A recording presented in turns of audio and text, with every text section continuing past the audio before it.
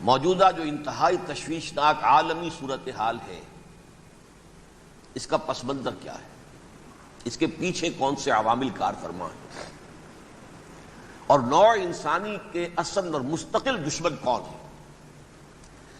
گویا کہ وہ جو ایک مصرع ہے کہ کون سیاہی گھول رہا ہے وقت کے بہتے دریا میں، امن عالم جو ہے ہو سکتا ہے تہو بالا ہو جائے، کہا جا رہا ہے شاید تیسری عالمگیر جنگ شروع ہو جائے گی، بش صاحب کہتے ہیں 10 سالہ جنگ ہوگی۔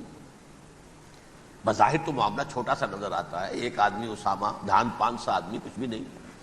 پھر یہ افغانستان، اگر آپ ویسے دیکھیں دنیاوی اعتبارات سے، مادی اعتبارات سے، اس کی کیا حیثیت ہے امریکہ جیسے سپریم پاور کے سامنے، لیکن کتنا اہتمام ہو رہا ہے، مشرق و مغرب کے وسائل و ذرائع جمع کیے جا رہے ہیں، ادھر میڈیٹرینین میں، ادھر بحر ہند میں دور تک، نیگو گارسیا تک اپنے سارے اڈے جو ہے تیار کر دیے گئے ہیں، بڑے مہیب قسم کے ایئر کرافٹ کیریئرز جو ہیں پہنچ گئے ہیں، وہ ہوائی جہاز جن کی شکل دیکھ کے دہشت آدمی پہ آ جاتی ہے، ان کے غول کی غول پہنچ گئے ہیں۔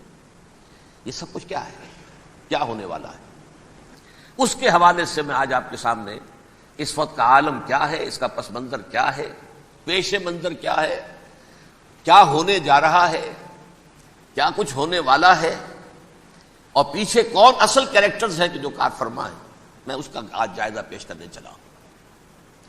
دیکھیں، سب سے پہلی بات، انسانیت کا اور نوع انسانی کا ازلی اور ابدی دشمن وہ ابلیس لعین ہے۔ یہ چونکہ چیزیں ایسی ہیں کہ جو ما وراء الطبیعات سے متعلق ہیں۔ ابلیس جن ہے، جن انویزیبل ورلڈ سے تعلق رکھتا ہے، غیر مرئی جو نظر نہیں آتے۔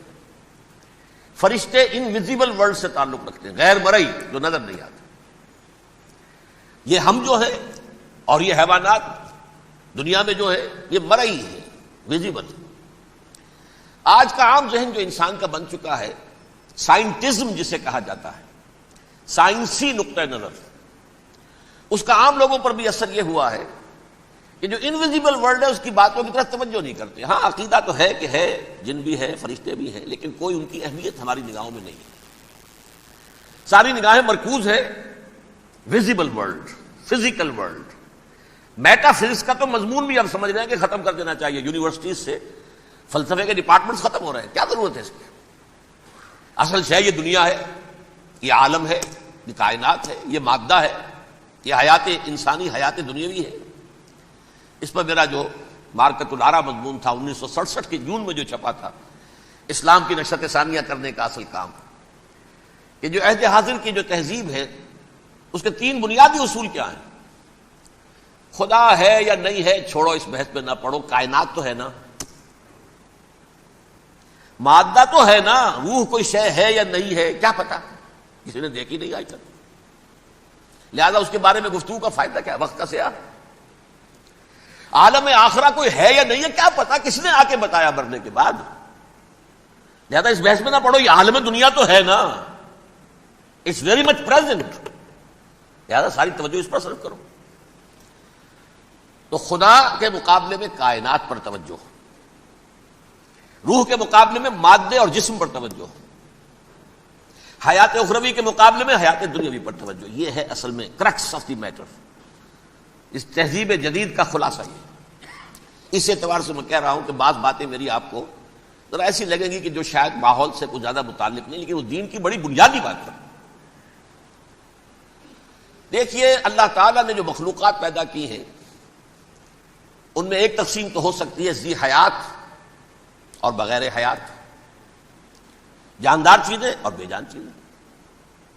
بے جان چیزیں بے شمار، یہ تمام فلکیات، یہ پوری کائنات، یہ زمین، یہ پہاڑ، یہ شجر و حجر، کیا؟ لیکن ایک ہے جاندار۔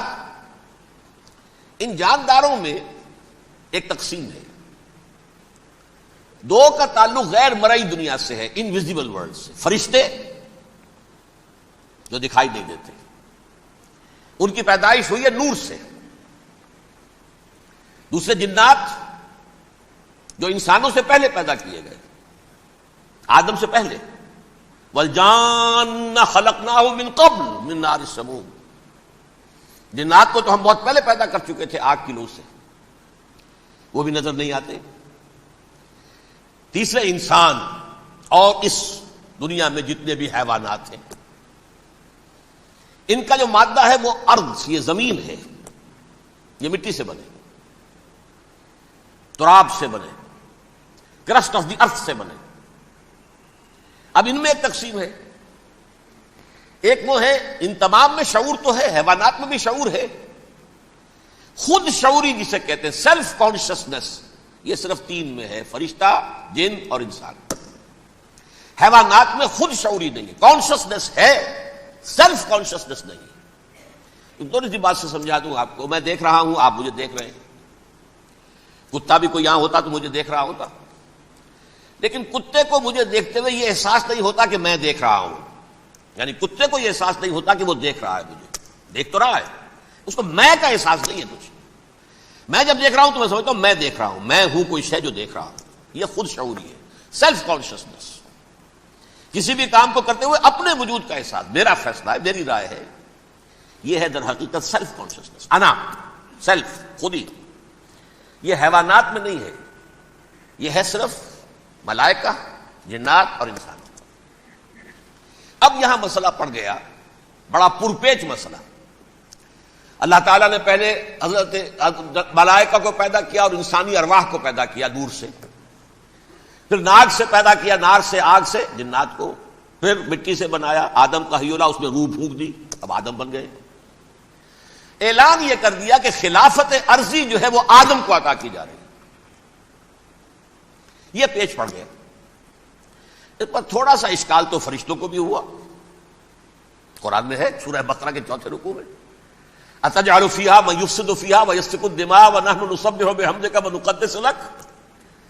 پروردگار اس آدم کو تو خلافت دے رہا ہے، زمین کے اندر اختیار دے دے گا، یہ تو فساد کرے گا، کوریزی کرے گا، ہم تیری تسبیح و تحمید میں لگے ہوئے ہیں، جو بھی حکم ہو، ارشاد ہو، ہم بجا لاتے ہیں، تو ضرورت کیا ہے؟ اس کا جواب اللہ نے دیا، انی عالم ما لا تعلمون، میری مشیت، میری حکمت وہ میں ہی جانتا ہوں، ضروری نہیں کہ تم اس کو شیئر کر سکو۔ لیکن یہ جنات میں سے ایک جن تھا عزازیل۔ اب دیکھیے کہ جنات کو ایک قرب حاصل ہے ملائکہ کے ساتھ، کیوں؟ وہ نور سے پیدا کیے گئے، یہ نار سے پیدا کیے، کتنا قرب ہے دونوں میں۔ انسان پیدا کیا گیا مٹی سے، مٹی انرٹ ہے، آگ بھڑکتی ہے، اوپر اٹھتی ہے، شعلہ زن ہوتی ہے، انرجی ہے اس میں۔ نور اور نار میں بڑا قرب ہے، اور عربی کے ایک قاعدے سے تو یہ ایک ہی لفظ ہے، مادہ ایک ہی ہے، حروف علت جو ہے ایک دوسرے کی جگہ آ جاتی، یہ قرب ہے، اگرچہ زمین و آسمان کا فرق ہے دونوں میں۔ فرشتہ نور سے پیدا کیا گیا ہے، وہ پاک ہے، وہ اللہ کے کسی حکم کی خلاف ورزی کر ہی نہیں سکتا۔ لا یعصون اللہ ما امرہم ویفعلون ما یؤمرون، وہ جو بھی اللہ تعالیٰ حکم دیتا ہے اس کی کوئی معصیت یا نافرمانی نہیں کرتے، بلکہ جو حکم لیا جاتا مان لیتے ہیں۔ ذرا سا اشکال ہوا تھا، پوچھ لیا، جواب مل گیا، خاموش ہو گئے بس۔ لیکن عزازیل نامی ایک جن تھا، جو ایک تو جن ہونے کی نسبت سے فرشتوں سے کچھ نہ کچھ مماثلت تھی، قرب تھا، دوسرے یہ علم میں، زہد میں، عبادت میں اتنا اونچا تھا، اتنا اونچا تھا، اتنا اونچا تھا کہ یہ ملائکہ ہی کے صف میں شامل ہو گیا۔ اس نے عالم بغاوت بلند کر دیا۔ جب حکم دیا گیا کہ سجدہ کرو آدم کو، اب یہ دیکھیے کس قدر یہ اہم مضمون ہے، اور آپ سوچ رہے ہیں یہ باتیں آج پہلی مرتبہ ہمیں اس طرح سنائی جا رہی ہیں، یہ باتیں تو علم میں آتی نہیں ہمارے۔ وجہ کیا ہے؟ آپ کو دلچسپی نہیں ان چیزوں سے۔ جدید تہذیب نے ان چیزوں کی اہمیت کو زیرو کر دیا۔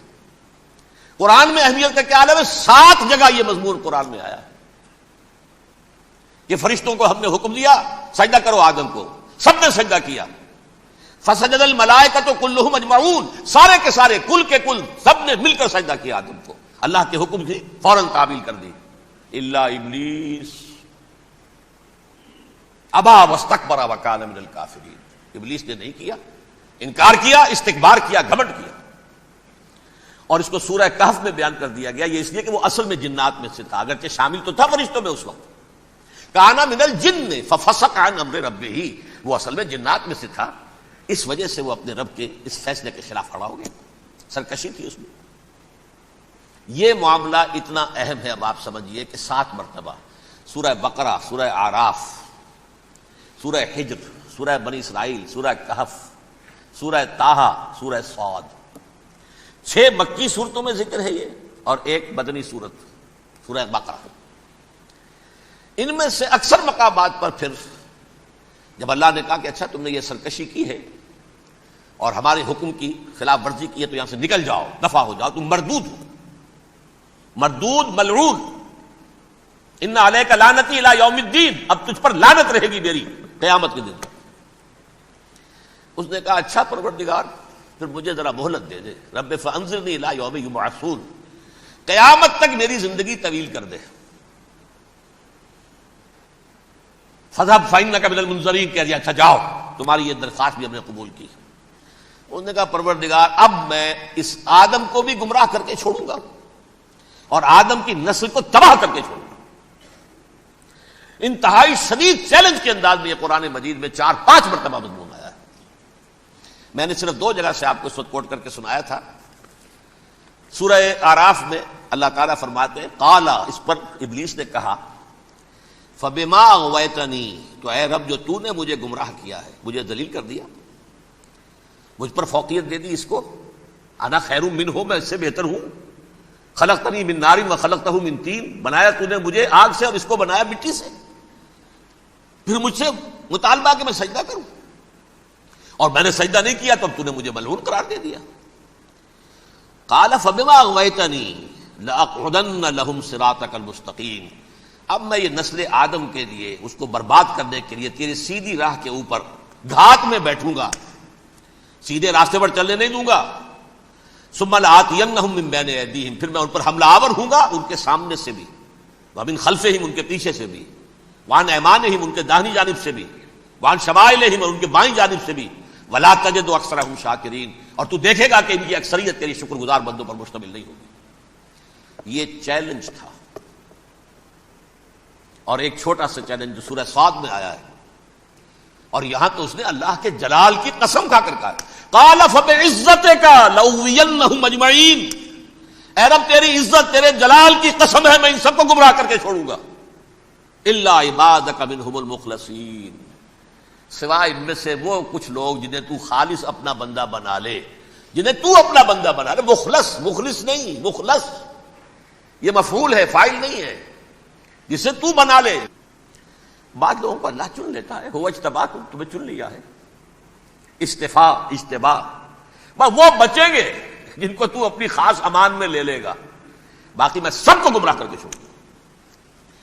یہ ہے اصل دنیا میں نوع انسانی کا ابدی دشمن، ازلی سے ابدی تک۔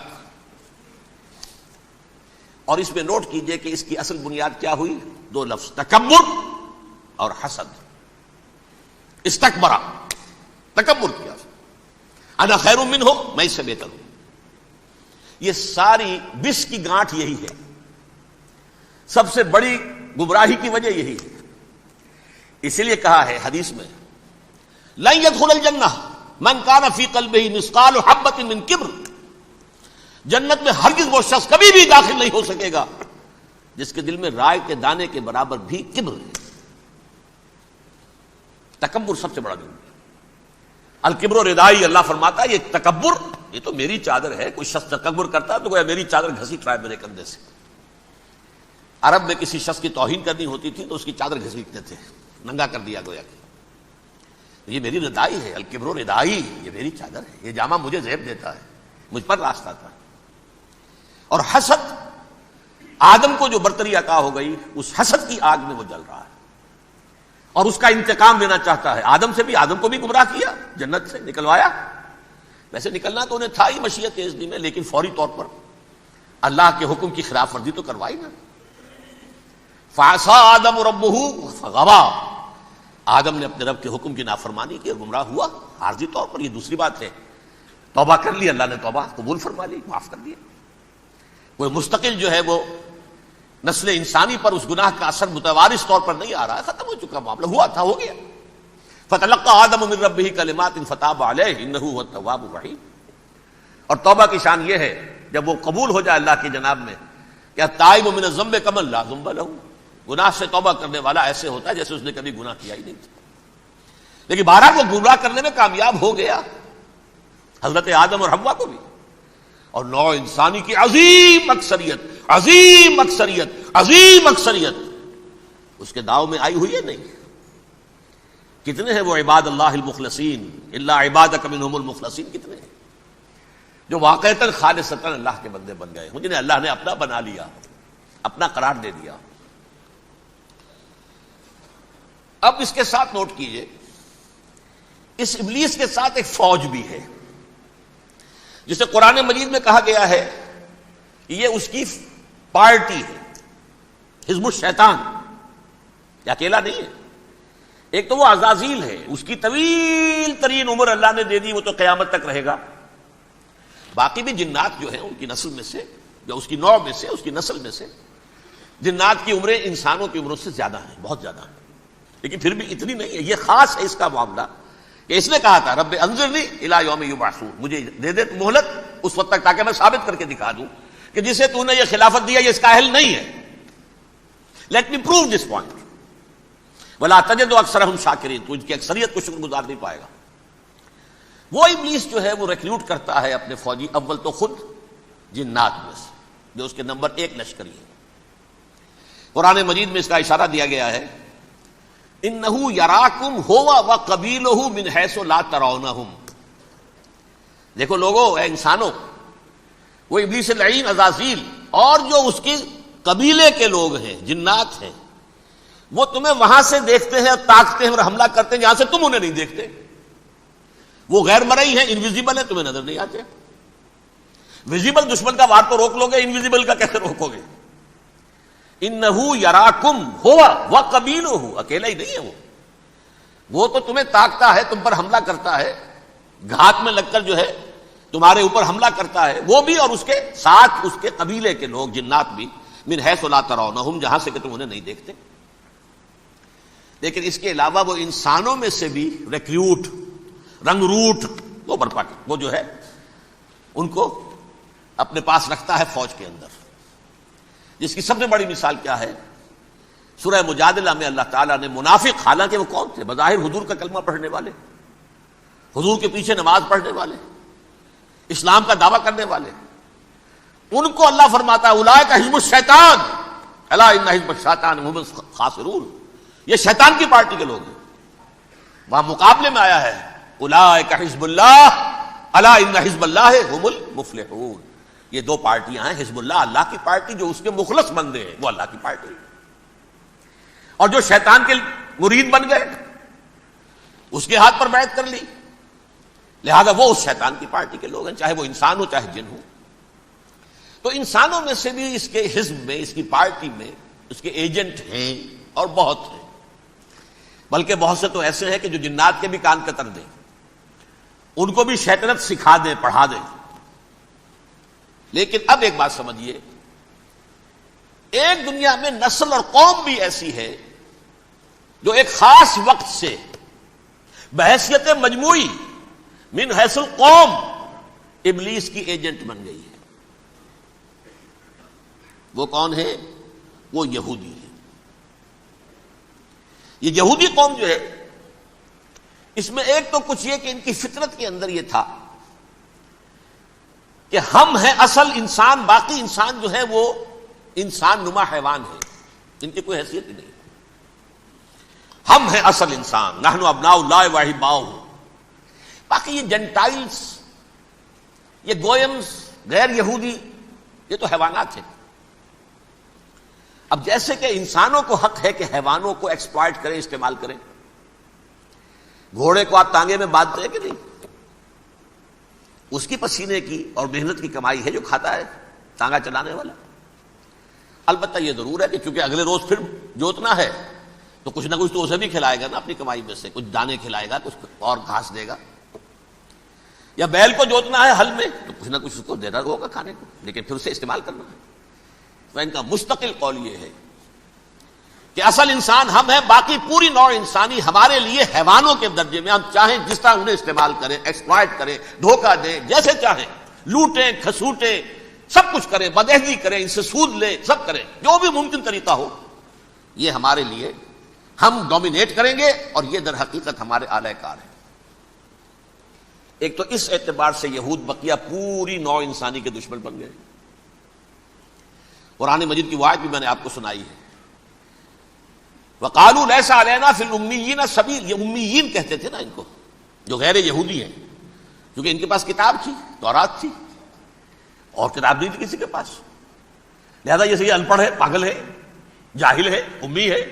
ہم ہیں صاحب کتاب، ہمارے پاس شریعت، ہمارے پاس کتاب، یہ لوگ ان پڑھ ہیں، جاہل ہیں۔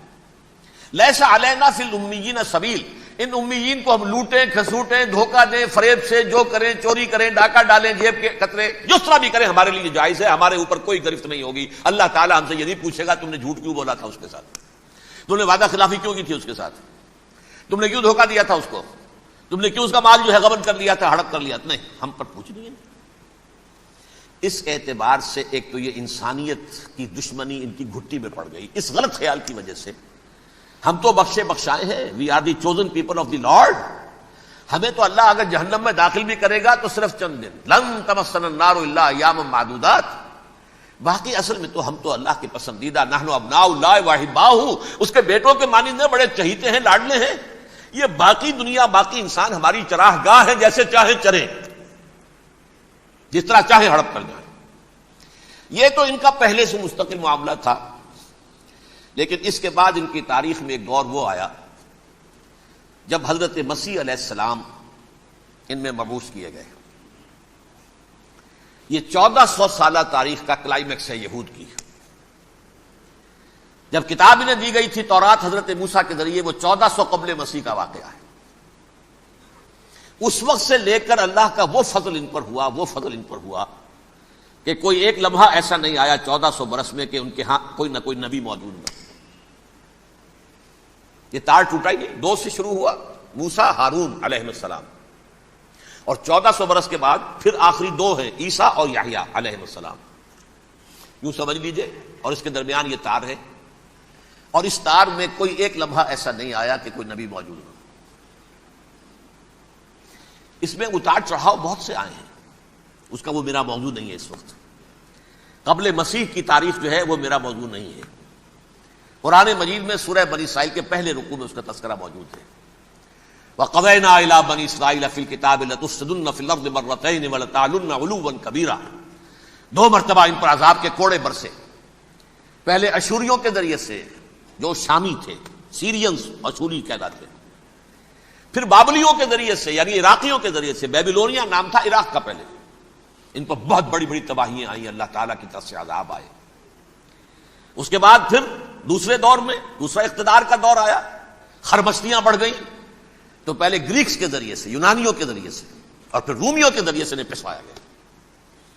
یہ دور گزر چکے تھے ان پر، 2 عروج کے دور اور 2 زوال کے دور۔ میری چھوٹی سی کتاب ہے تنظیم اسلامی کا تاریخی پس منظر، 6-7 روپے کی ہوگی، اس کو آپ دیکھیں گے تو اس میں اس کا پورا نقشہ آپ کو مل جائے گا۔ ویسے تو یہ کہ میری جو ذرا بڑی کتاب ہے سابقہ اور موجودہ مسلمان امتوں کا ماضی، حال اور مستقبل، اس میں میں نے ان معاملات پر بڑی تفصیل سے بحث کی۔ بہرحال یہ جو دور تھا ان کا 1400 سالہ، وہ اونچ نیچ سے ہوتا ہوا جب آیا ہے حضرت مسیح کی بعثت پر، تو ان کی شرارت کی انتہا یہ ہو گئی کہ اللہ تعالیٰ نے مسیح کو رسول بنا کر بھیجا، رسولاً الی بنی اسرائیل۔ حضرت موسیٰ اور حضرت عیسیٰ کے درمیان رسول کوئی نہیں ہے، سب نبی ہیں۔ حضرت موسیٰ رسول تھے اور حضرت عیسیٰ رسول ہیں، درمیان میں داؤد ہو، سلیمان ہو، یشعیاء ہو، زکریا ہو، یہ سب نبی ہیں، یحییٰ نبی ہے، رسول نہیں ہے، لہذا وہ شہید کر دیے گئے۔ رسول شہید نہیں ہو سکتا، قتل نہیں ہو سکتا۔ لیکن عیسیٰ اور موسیٰ کے درمیان 1400 برس ان کے جو ہیں، اس کا کلائمیکس ہے حضرت مسیح علیہ السلام کی بعثت، اور حضرت مسیح علیہ السلام کو جسے اللہ نے اپنی روح قرار دیا، روح منہ، کلمتہ القاہا الی مریم، اللہ کا کلمہ، عظیم ترین معجزات۔ انہوں نے کیا کہا؟ یہ ولد الزنا ہے، حرام زادہ ہے، معاذ اللہ، نقل کفر نہ باشد، یہ جادوگر ہے، یہ مرتد ہے، یہ واجب القتل ہے۔ اصل حکومت اس وقت رومیوں کی تھی حکومت، لیکن انہوں نے انہیں آٹونومی دے رکھی تھی، اپنے مذہبی معاملات تم خود طے کر سکتے ہو۔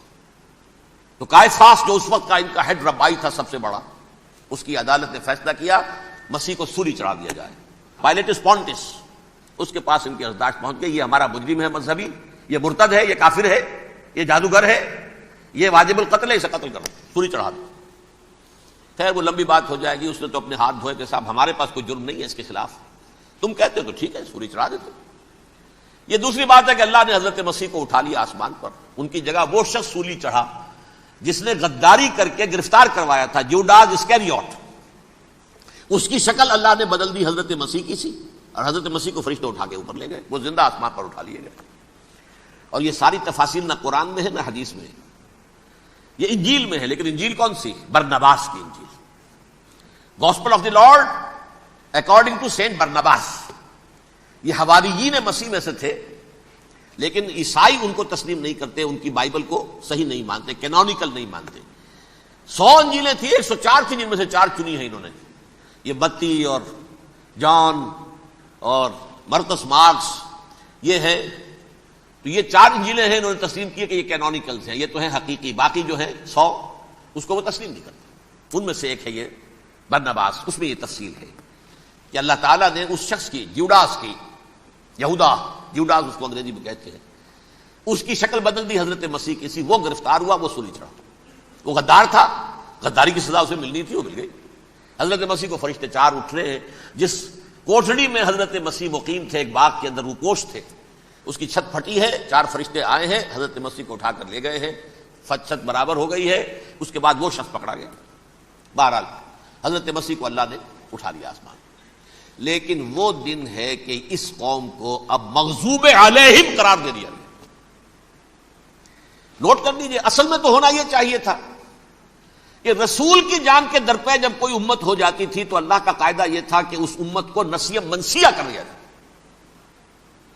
حضرت نوح کی قوم کو ختم کیا یا نہیں؟ حضرت ہود کی نگاہوں کے سامنے قوم عاد برباد کی گئی یا نہیں؟ حضرت صالح کی نگاہوں کے سامنے قوم سمود برباد ہوئی. یہ اللہ کا قاعدہ رہا. سدوم اور عمورہ کی بستیاں حضرت لوط علیہ السلام جہاں بھیجے گئے، مدین کا علاقہ جہاں حضرت شعیب بھیجے گئے، آل فرعون جن کی طرف موسیٰ کو بھیجا گیا، سب ہلاک کر دیے گئے.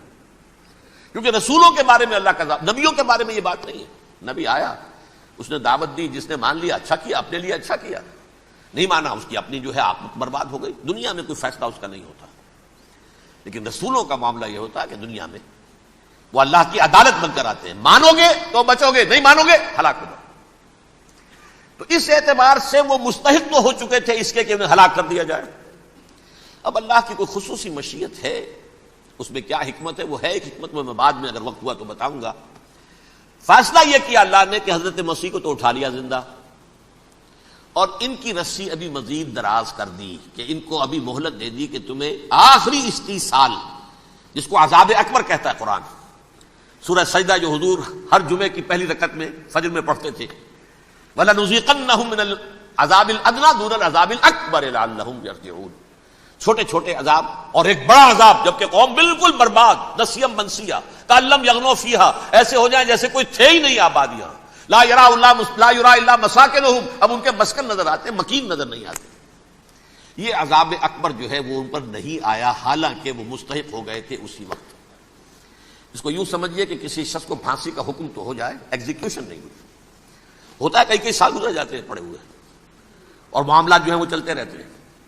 یہ معاملہ ہوا اس کے ساتھ، ورنہ یہ مستحق ہو چکے تھے آخری بربادی تباہی کے. عذاب استیصال، جڑ سے کاٹ دینے والا عذاب، وہ آ سکتا تھا ان پر اسی وقت، لیکن اللہ نے ان کی مہلت دراز کی ہے. لیکن اس کے بعد اللہ نے ان کو ایک اور موقع دیا.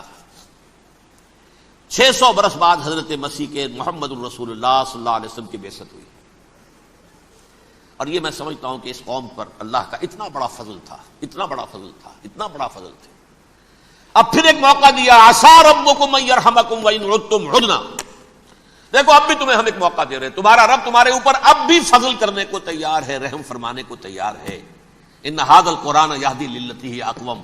اس قرآن کے سائے میں آ جاؤ، یہ شاہدرا ہے ہدایت میں آنے کا، اس میں داخل ہو جاؤ، محمد کی تصدیق کرو صلی اللہ علیہ وسلم، دامن محمدی میں آ جاؤ، اب بھی ہم تمہارے گناہ بخش دیں گے.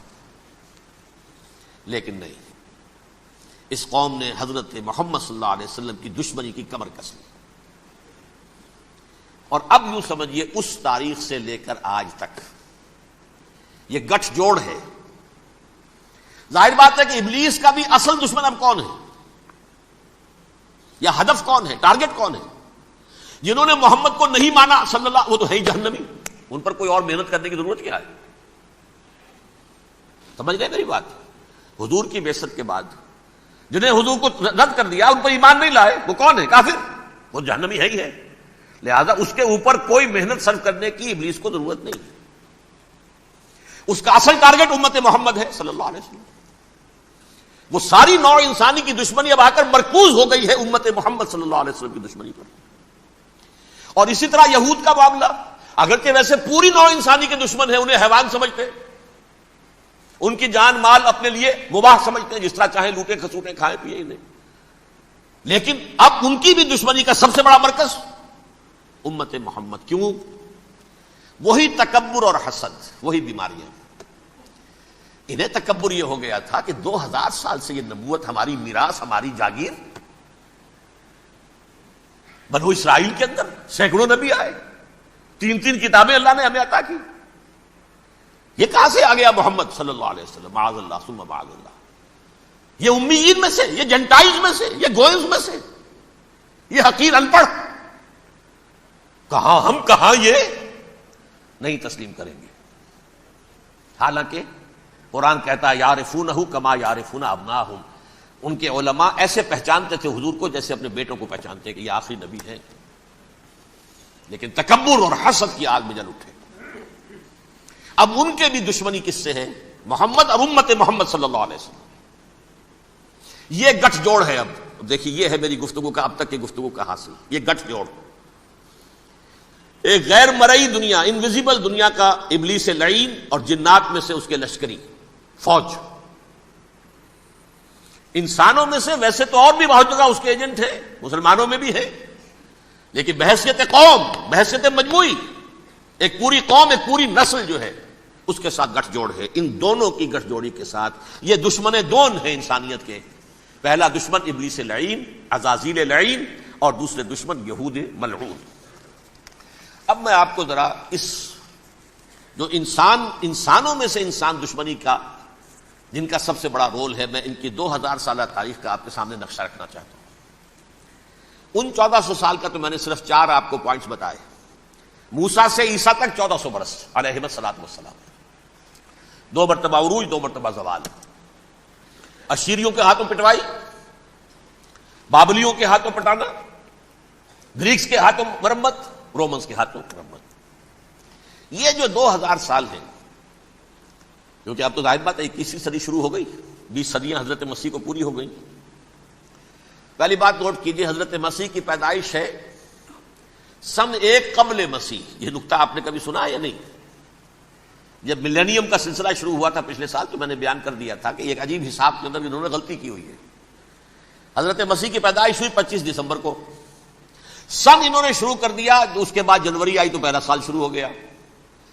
اگر جنوری سے پہلا سال شروع ہوا تو یہ 6 دن جو ہے تو اس کے پچھلے سال میں تھے.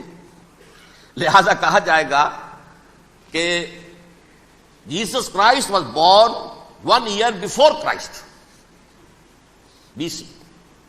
تو 1 قبل مسیح میں حضرت مسیح کی پیدائش ہوئی. یہ آخری اسرائیلی نبی اور رسول.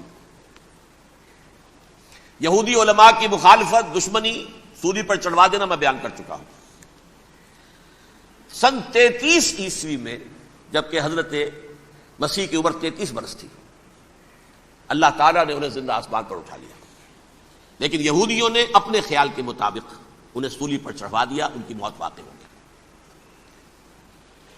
اگرچہ اس کے بعد یہ اختلاف ہے ان میں. یہودی کہتے ہیں وہ سولی پر چڑھ گیا, ختم ہوا, مر گیا. عیسائی کہتے ہیں نہیں, انتقال ہوا ہے مسیح کا صلیب پر, لیکن پھر وہ دوبارہ زندہ ہو گئے ہیں. ان کی لاش ایک غار میں رکھ دی گئی تھی, وہاں ریزریکشن ہو گیا, ان کا باعث بعد الموت وہی ہو گیا, اور پھر انہیں اللہ نے زندہ آسمان پر اٹھا لیا. تو ہمارے اور عیسائیوں کے درمیان نوٹ کر لیجئے, یہ چیز مشترک ہے کہ حضرت مسیح آسمان پر زندہ اٹھائے گئے. فرق کیا ہے؟ وہ سمجھتے ہیں کہ سولی دیے گئے, سولی پر مرے, پھر زندہ ہوئے, پھر گئے. ہم سمجھتے ہیں کہ نہیں, وما صلبوہ وما قتلوہ, انہوں نے نہ صلیب دے سکے انہیں اور نہ انہیں قتل کر سکے، بل رفع اللہ الیہ، اللہ نے اٹھا لیا۔ پھر ہمارا اور یہ اس کا عیسائیوں کا ایک اور اتفاق ہے، سیکنڈ کمنگ آف جیسس، حضرت مسیح دوبارہ آئیں گے، یہ عیسائیوں کا بھی عقیدہ ہے اور ہمارا بھی۔ بہرحال تو جیسا کہ میں نے عرض کیا کہ اس وقت یہ عذاب استیصال، عذاب اکبر کے مستحق ہو چکے تھے، لیکن اللہ نے ان کی مدت دراز کی ہے،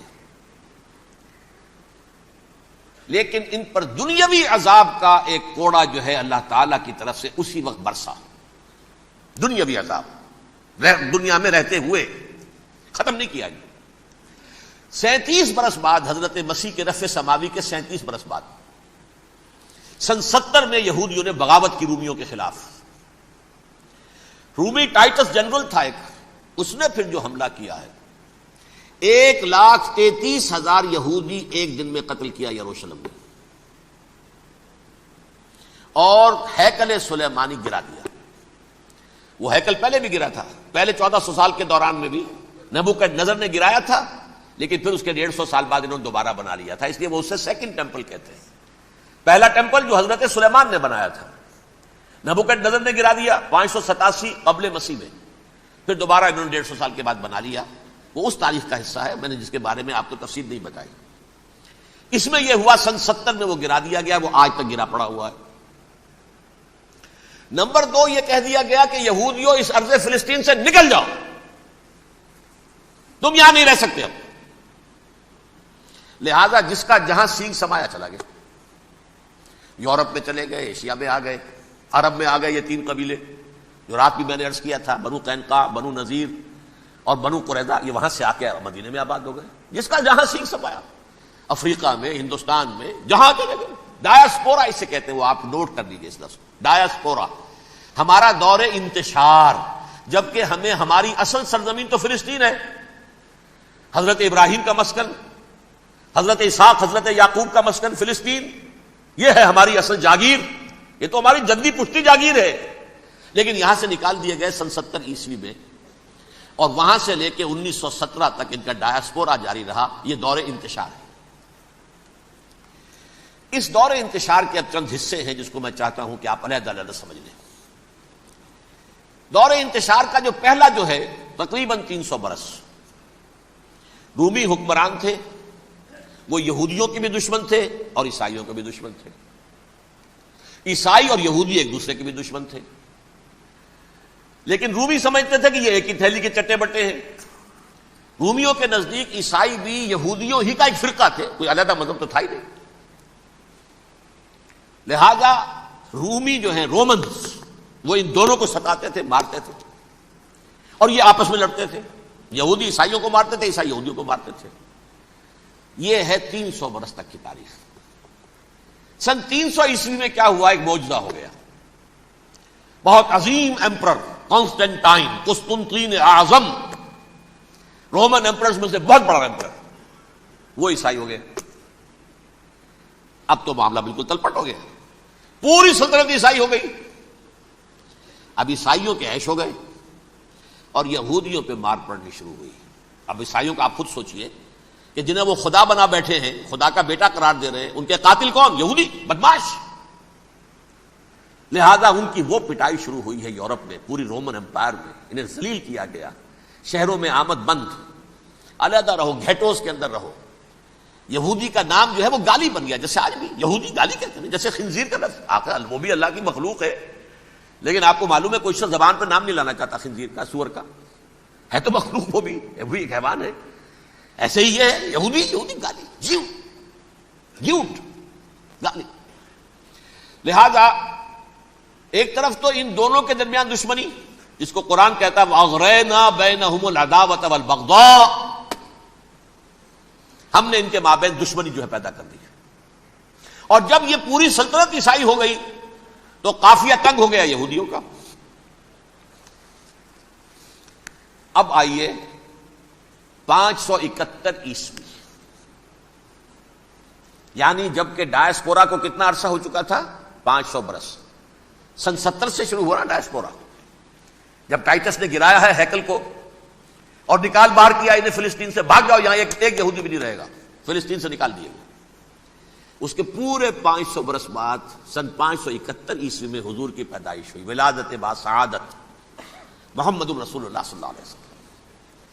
610 میں آپ پر وحی کا آغاز ہوا، لیکن حضور کے ساتھ ان کا معاملہ کیا رہا؟ اول تو جبکہ حضور ابھی مکے ہی میں تھے، یہودیوں نے ریشہ دوانیاں شروع کر دی حضور کے خلاف۔ قریش مکہ کو سکھاتے تھے، پڑھاتے تھے، ان سے یہ پوچھو، ان سے یہ پوچھو، انہیں اس طرح تنگ کرو، ان سے یہ امتحان لو، یہ آپ کے علم میں ہے۔ سورہ بنی اسرائیل میں، سورہ کہف میں وہ سوالات، جو امتحانی سوالات آئے تھے، ذوالقرنین کون تھا، اصحاب کہف کون تھے، تم رسول بنے پھرتے ہو تو بتاؤ، اور یہ روح کی حقیقت کیا بتاؤ، یہ ساری ریشہ دوانیاں کر رہے تھے بیٹھے ہوئے ابھی وہیں پر، حضور ابھی پہنچے بھی نہیں۔ ہجرت فرما کر حضور تشریف لے آئے تو حضور نے جسے ماسٹر سٹروک کہا جائے گا، یعنی اسٹیٹس مین شپ کا ماسٹر سٹروک، آپ نے مدینے میں آتے یہودیوں کے ساتھ پیکٹ کر دیا، جوائنٹ ڈیفنس پیکٹ آف مدینہ، کہ اگر مکے والے ہم پر حملہ کریں گے تو ہم مل جل کر ایک قوم کی حیثیت سے مقابلہ کریں گے۔ یہ میثاق مدینہ کہلاتا ہے، جس کے بہت غلط معنی پہنائے جا رہے ہیں آج کل۔ بہرحال میں موضوع میرا چونکہ یہ نہیں، میں ادھر نہیں جاؤں گا، لیکن ہوا کیا، ہر مرتبہ یہ خیانت کے مرتکب ہوئے، ان نے جو عہد کیے تھے ان سے پھرے، اندر ہی اندر سازش، ریشہ دوانی، حضور کی بدترین دشمنی۔ سورہ نساء کی آیت نمبر 12 میں، 14 میں، 13 میں فرمایا ہے لا تزال تطلع علی خائنۃ منہم، اے نبی ہمیشہ آپ کے علم میں ان کی طرف سے خیانتیں، بدیانتیاں آتی رہیں گی، اور بار بار وہ مسلسل جنگ کی آگ بھڑکاتے تھے، قریش کو دعوت دیتے، آؤ آؤ آؤ ہم اندر سے بغاوت کر دیں گے، تم آؤ تو صحیح، ختم کریں محمد کو اور اہل ایمان کو صلی اللہ علیہ وسلم ورضی اللہ تعالی عنہم اجمعین۔ لیکن پھر جب وہ آتے تھے تو یہ دبک جاتے تھے، ان میں ہمت نہیں تھی، میدان کے مرد نہیں رہے تھے۔ یہ سورہ حشر میں ان کا نقشہ کھینچا گیا ہے، کھلے میدان میں مقابلے کی اس کے اندر صلاحیت ہی نہیں ہے، یہ تو فصیلوں کے پیچھے سے، جیسے عورتیں کہیں دیہات میں لڑائی ہوتی ہے تو مرد جو ہے گلیوں میں لڑتے ہیں، عورتیں اوپر سے پتھر پھینکتی ہیں، بس وہ کام یہ کر سکتے تھے، من ورائے جدر، فصیلوں کے پیچھے سے، جنگ میں میدان میں نہیں آ سکتے۔ بہرحال قرآن مجید میں ہے یہ، سورہ مائدہ کی آیت نمبر 64، کلما اوقدوا نارا للحرب اطفاها اللہ، اکثر و بیشتر مواقع پر تو یہ جب آگ بھڑکاتے تھے جنگ کی، اللہ اسے بجھا دیتا تھا۔ لیکن بہرحال اس کے باوجود جنگیں ہوئی، غزوہ بدر، غزوہ احد ہوئی کہ نہیں، یہ ساری اصل شرارت ہوئی، اور اس کے نتیجے میں حضور نے پھر ایک ایک کر کے 3 قبیلوں کو سزا دی۔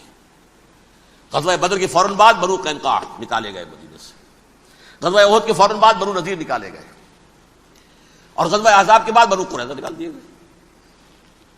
یہ تو میں نے آپ کے سامنے رکھ دیا صرف حضور کے زمانے میں ان کا کیا رویہ رہا، دشمن۔ رات بھی ہم نے وہ آیت پڑھی تھی، لَتَجِدَنَّ أَشَدَّ النَّاسِ عَدَاوَةً لِلَّذِينَ آمَنُوا الْيَهُودُ وَالَّذِينَ أَشْرَكُوا، اہل ایمان کی دشمنی میں شدید ترین تم پاؤ گے یہودیوں کو اور مشرکین، مشرکین بھی بعد میں ہے، پہلے یہودی۔ حضور کے بعد کیا ہوا اب یہ نوٹ کیجئے، یہ ان کی تاریخ کا دوسرا دور۔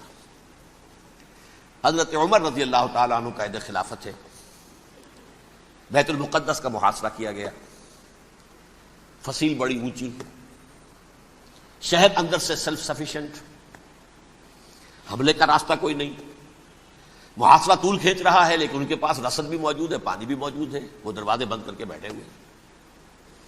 بالآخر اللہ تعالیٰ کی مشیت کا ظہور کیسے ہوا، ان کے کچھ علماء آئے فصیل پر، کہا دیکھو مسلمانوں، تم قیامت تک بھی یہاں پڑے رہو گے محاصرہ کر کے، ہمارا یہ شہر فتح نہیں ہوگا۔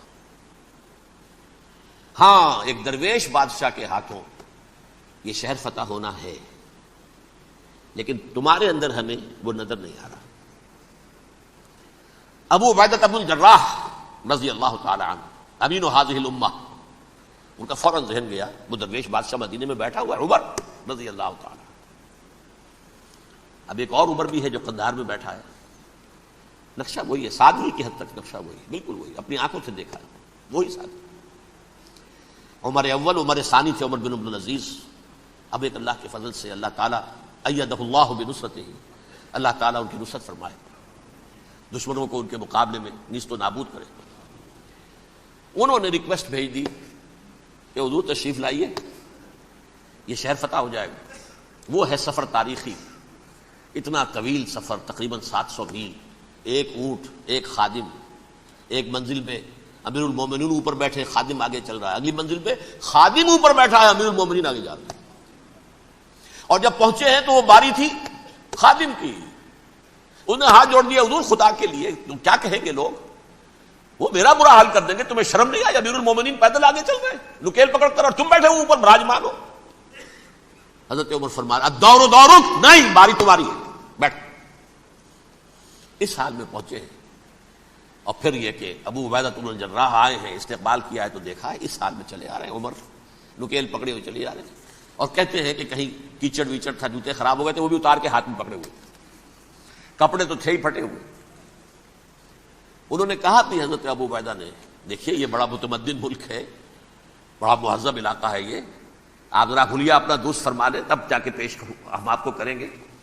آپ نے فرمایا نحن قوم اعزنا اللہ بالاسلام، ہم وہ قوم ہیں جنہیں اللہ نے عزت دی ہے اسلام کے ذریعے سے، کپڑوں کے ذریعے سے نہیں، دولت کے ذریعے سے نہیں. اسی حال میں گئے ہیں، اوپر سے انہوں نے کھڑے ہو کر نشانیاں دیکھی ہیں، اپنی کتابیں کھولی، ہاں یہ وہی ہے. اچھا لو جی سرنڈر، شہر تمہارے ہاتھ میں. خون کا ایک قطرہ نہیں بہا اور بیت المقدس فتح ہو گیا.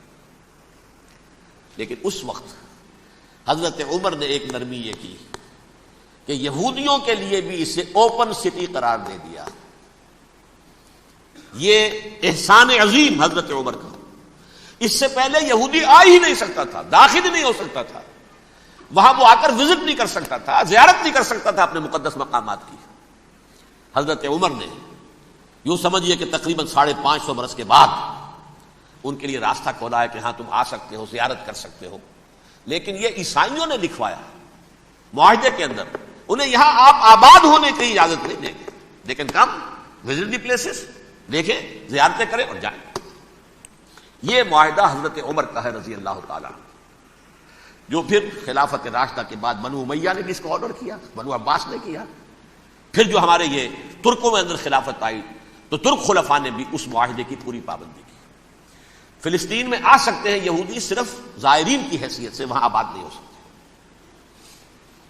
اب آئیے اگلا دور آیا حضرت عثمان کا دور خلافت. یہ ہے وہ وقت کہ اب یہود نے امت مسلمہ کی پیٹھ میں چھڑا ٹھوکا. وہ کیسے؟ ایک یہودی عبداللہ ابن سبا اسلام کا لبادہ اوڑھ کر آ گیا،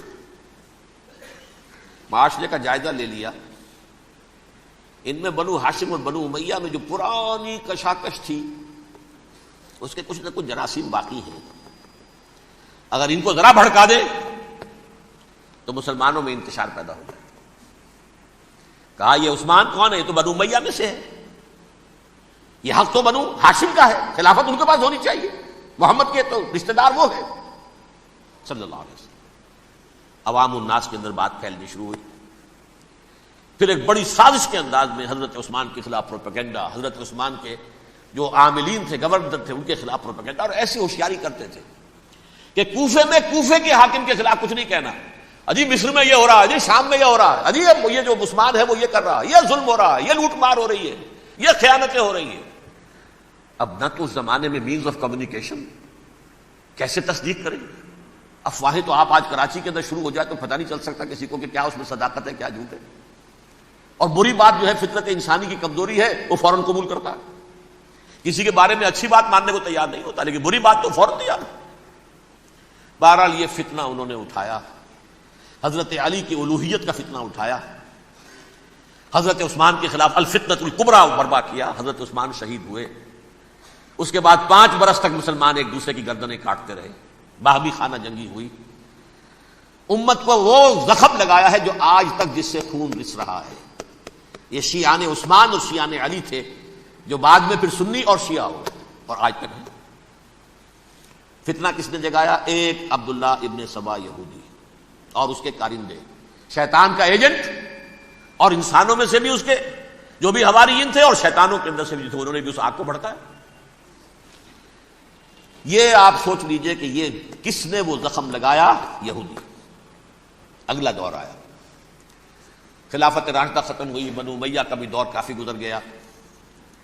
طارق ابن زیاد 712 عیسوی میں حملہ کرتے ہیں اسپین پر. اسپین اس وقت عیسائیت کا بہت بڑا گڑھ، بڑے کٹر ترین عیسائی جو ہے وہ اسپین میں تھے، لہذا یہودیوں کی وہاں بہت پٹائی ہوتی تھی، بہت پٹائی ہوتی، میں بتا چکا ہوں، دشمنی تھی ان کی تو چلی آ رہی تھی عیسائیوں کے ہاتھوں یہودیوں کی، وہ تو سن 300 عیسوی سے ایمپرر کانسٹنٹائن کے بعد سے شروع ہو گئی تھی۔ اس حوالے سے یہودیوں نے اس وقت چالاکی یہ برتی، کچھ راستے واسطے بتائے، کچھ مدد کی طارق ابن زیاد کی۔ طارق ابن زیاد نے انہیں اپنا محسن سمجھا، ہسپانیہ فتح ہو گیا تو یہودی چونکہ محسنین کی فہرست میں آ چکے تھے، انہیں بہت اقتدار نصیب ہوا، بڑی سپورٹ مسلمانوں نے دی۔ ان کے بڑے بڑے علماء جو ہیں اسی دور کے اندر پیدا ہوئے، بڑے بڑے تھنکرز ان کے اسی دور میں پیدا ہوئے۔ بن گوریون جو کہ ایک وزیر اعظم تھا اسرائیل کا، اس نے یہ لکھا ہے اپنی کتاب میں، Muslim Spain was the golden era of our diaspora. وہ ڈائسپورا جو 70 عیسوی سے شروع ہوا تھا اور 1917 عیسوی تک جاری رہا ہے، اس میں سے گولڈن ایرا ہمارا جو تھا وہ مسلم اسپین تھا۔ ہسپانیہ میں بیٹھ کر ہم نے عیش کیے، لیکن وہاں سے انہوں نے اور جو کچھ کیا، یہ تو داستان کے تو بہت سے گوشے ہیں، لیکن میں جس اسٹریٹ لائن میں چل رہا ہوں اس کے اعتبار سے ایک بات سمجھ لیجیے، وہاں بیٹھ کر انہوں نے اب عیسائیت کی پیٹھ میں چھڑا گھونپا، پروٹیسٹنٹ مذہب پیدا کیا، تقسیم کر دیا، جیسے شیعہ سنی کی تقسیم، عبداللہ ابن سبا، رومن کیتھولک اور پروٹیسٹنٹ کی تقسیم، یہودی علماء۔ ہوتا کیا تھا، ہسپانیہ کی یونیورسٹیاں ہیں، کارڈووا میں ہے، ٹولیڈو میں ہے، گریناڈا میں ہے، غرناطہ، قرطبہ، تولیتلا، اور وہاں آتے تھے لوگ، فرانس سے چلے آ رہے ہیں نوجوان پڑھنے کے لیے، جرمنی سے چلے آ رہے ہیں، اٹلی سے چلے آ رہے ہیں، 3 ہی ملک قریب ترین پڑھتے ہیں سینٹرل جو یورپ کے ہیں۔ یہاں پر جو ہے وہ اسلام جو نور پھیلا رہا تھا اس سے بھی مستفیض ہوئے، جہالت کے جو ہے پردے ان کے وہ چھٹے، اس کے ساتھ ہی وہ یہودی وہاں ان کے اندر جو جراثیم داخل کر رہے تھے وہ اس عیسائیت کے خلاف بغاوت تھی، جو اس وقت دنیا میں عیسائیت اس وقت تھی، پوپ کا راج تھا دنیا میں اس وقت، یورپ میں جو عیسائیت تھی اس میں ایک طرف بادشاہ تھے، لیکن بادشاہوں کی حیثیت وہاں پر یوں سمجھ لیجئے کٹ پتلیوں کی تھی، اصل قوت پوپ کے ہاتھ میں تھی۔ اور پوپ کو انہوں نے جیسے قرآن نے کہا اتخذوا احبارهم ورهبانهم اربابا من دون اللہ، کیونکہ سینٹ پال نے شریعت موسوی ساقط کر دی تھی تو اب شریعت تھی ہی نہیں، پوپ کو اختیار تھا جس چیز کو چاہے حلال قرار دے دے، جس چیز کو چاہے حرام قرار دے دے۔ اتخذوا احبارهم ورهبانهم اربابا من دون اللہ۔ انہوں نے کہا صاحب یہ پوپ کس بلا کا نام ہے، یہ بھی انسان ہے، بات تو ٹھیک تھی نا، اصل حیثیت تو کتاب کی ہونی چاہیے نا، ڈیوائن بک، دی ریویلڈ اسکرپچر، لہذا اور یہ کتاب ہر شخص پڑھ سکتا ہے، کوئی پوپ کے باپ کو جو ہے کوئی اس کے لیے پروپرائٹری رائٹس تو نہیں ہے کہ صرف پوپ پڑھ سکتا ہے یا پادری پڑھ سکتے ہیں، ہم بھی پڑھ سکتے ہیں، ہم بھی سمجھ سکتے ہیں۔ یہ باتیں تھی کہ جن کو بڑھا چڑھا کر بیان کر کے اور پوپ کا اقتدار ختم کرا دیا اور توجہ مرکوز کر دی بائبل کی طرف۔ اب بائبل میں بڑا حصہ تو اولڈ ٹیسٹامنٹ کا ہے، نتیجہ کیا ہوا، یہود کی عظمت پروٹیسٹنٹس کے نزدیک مسلم ہو گئی۔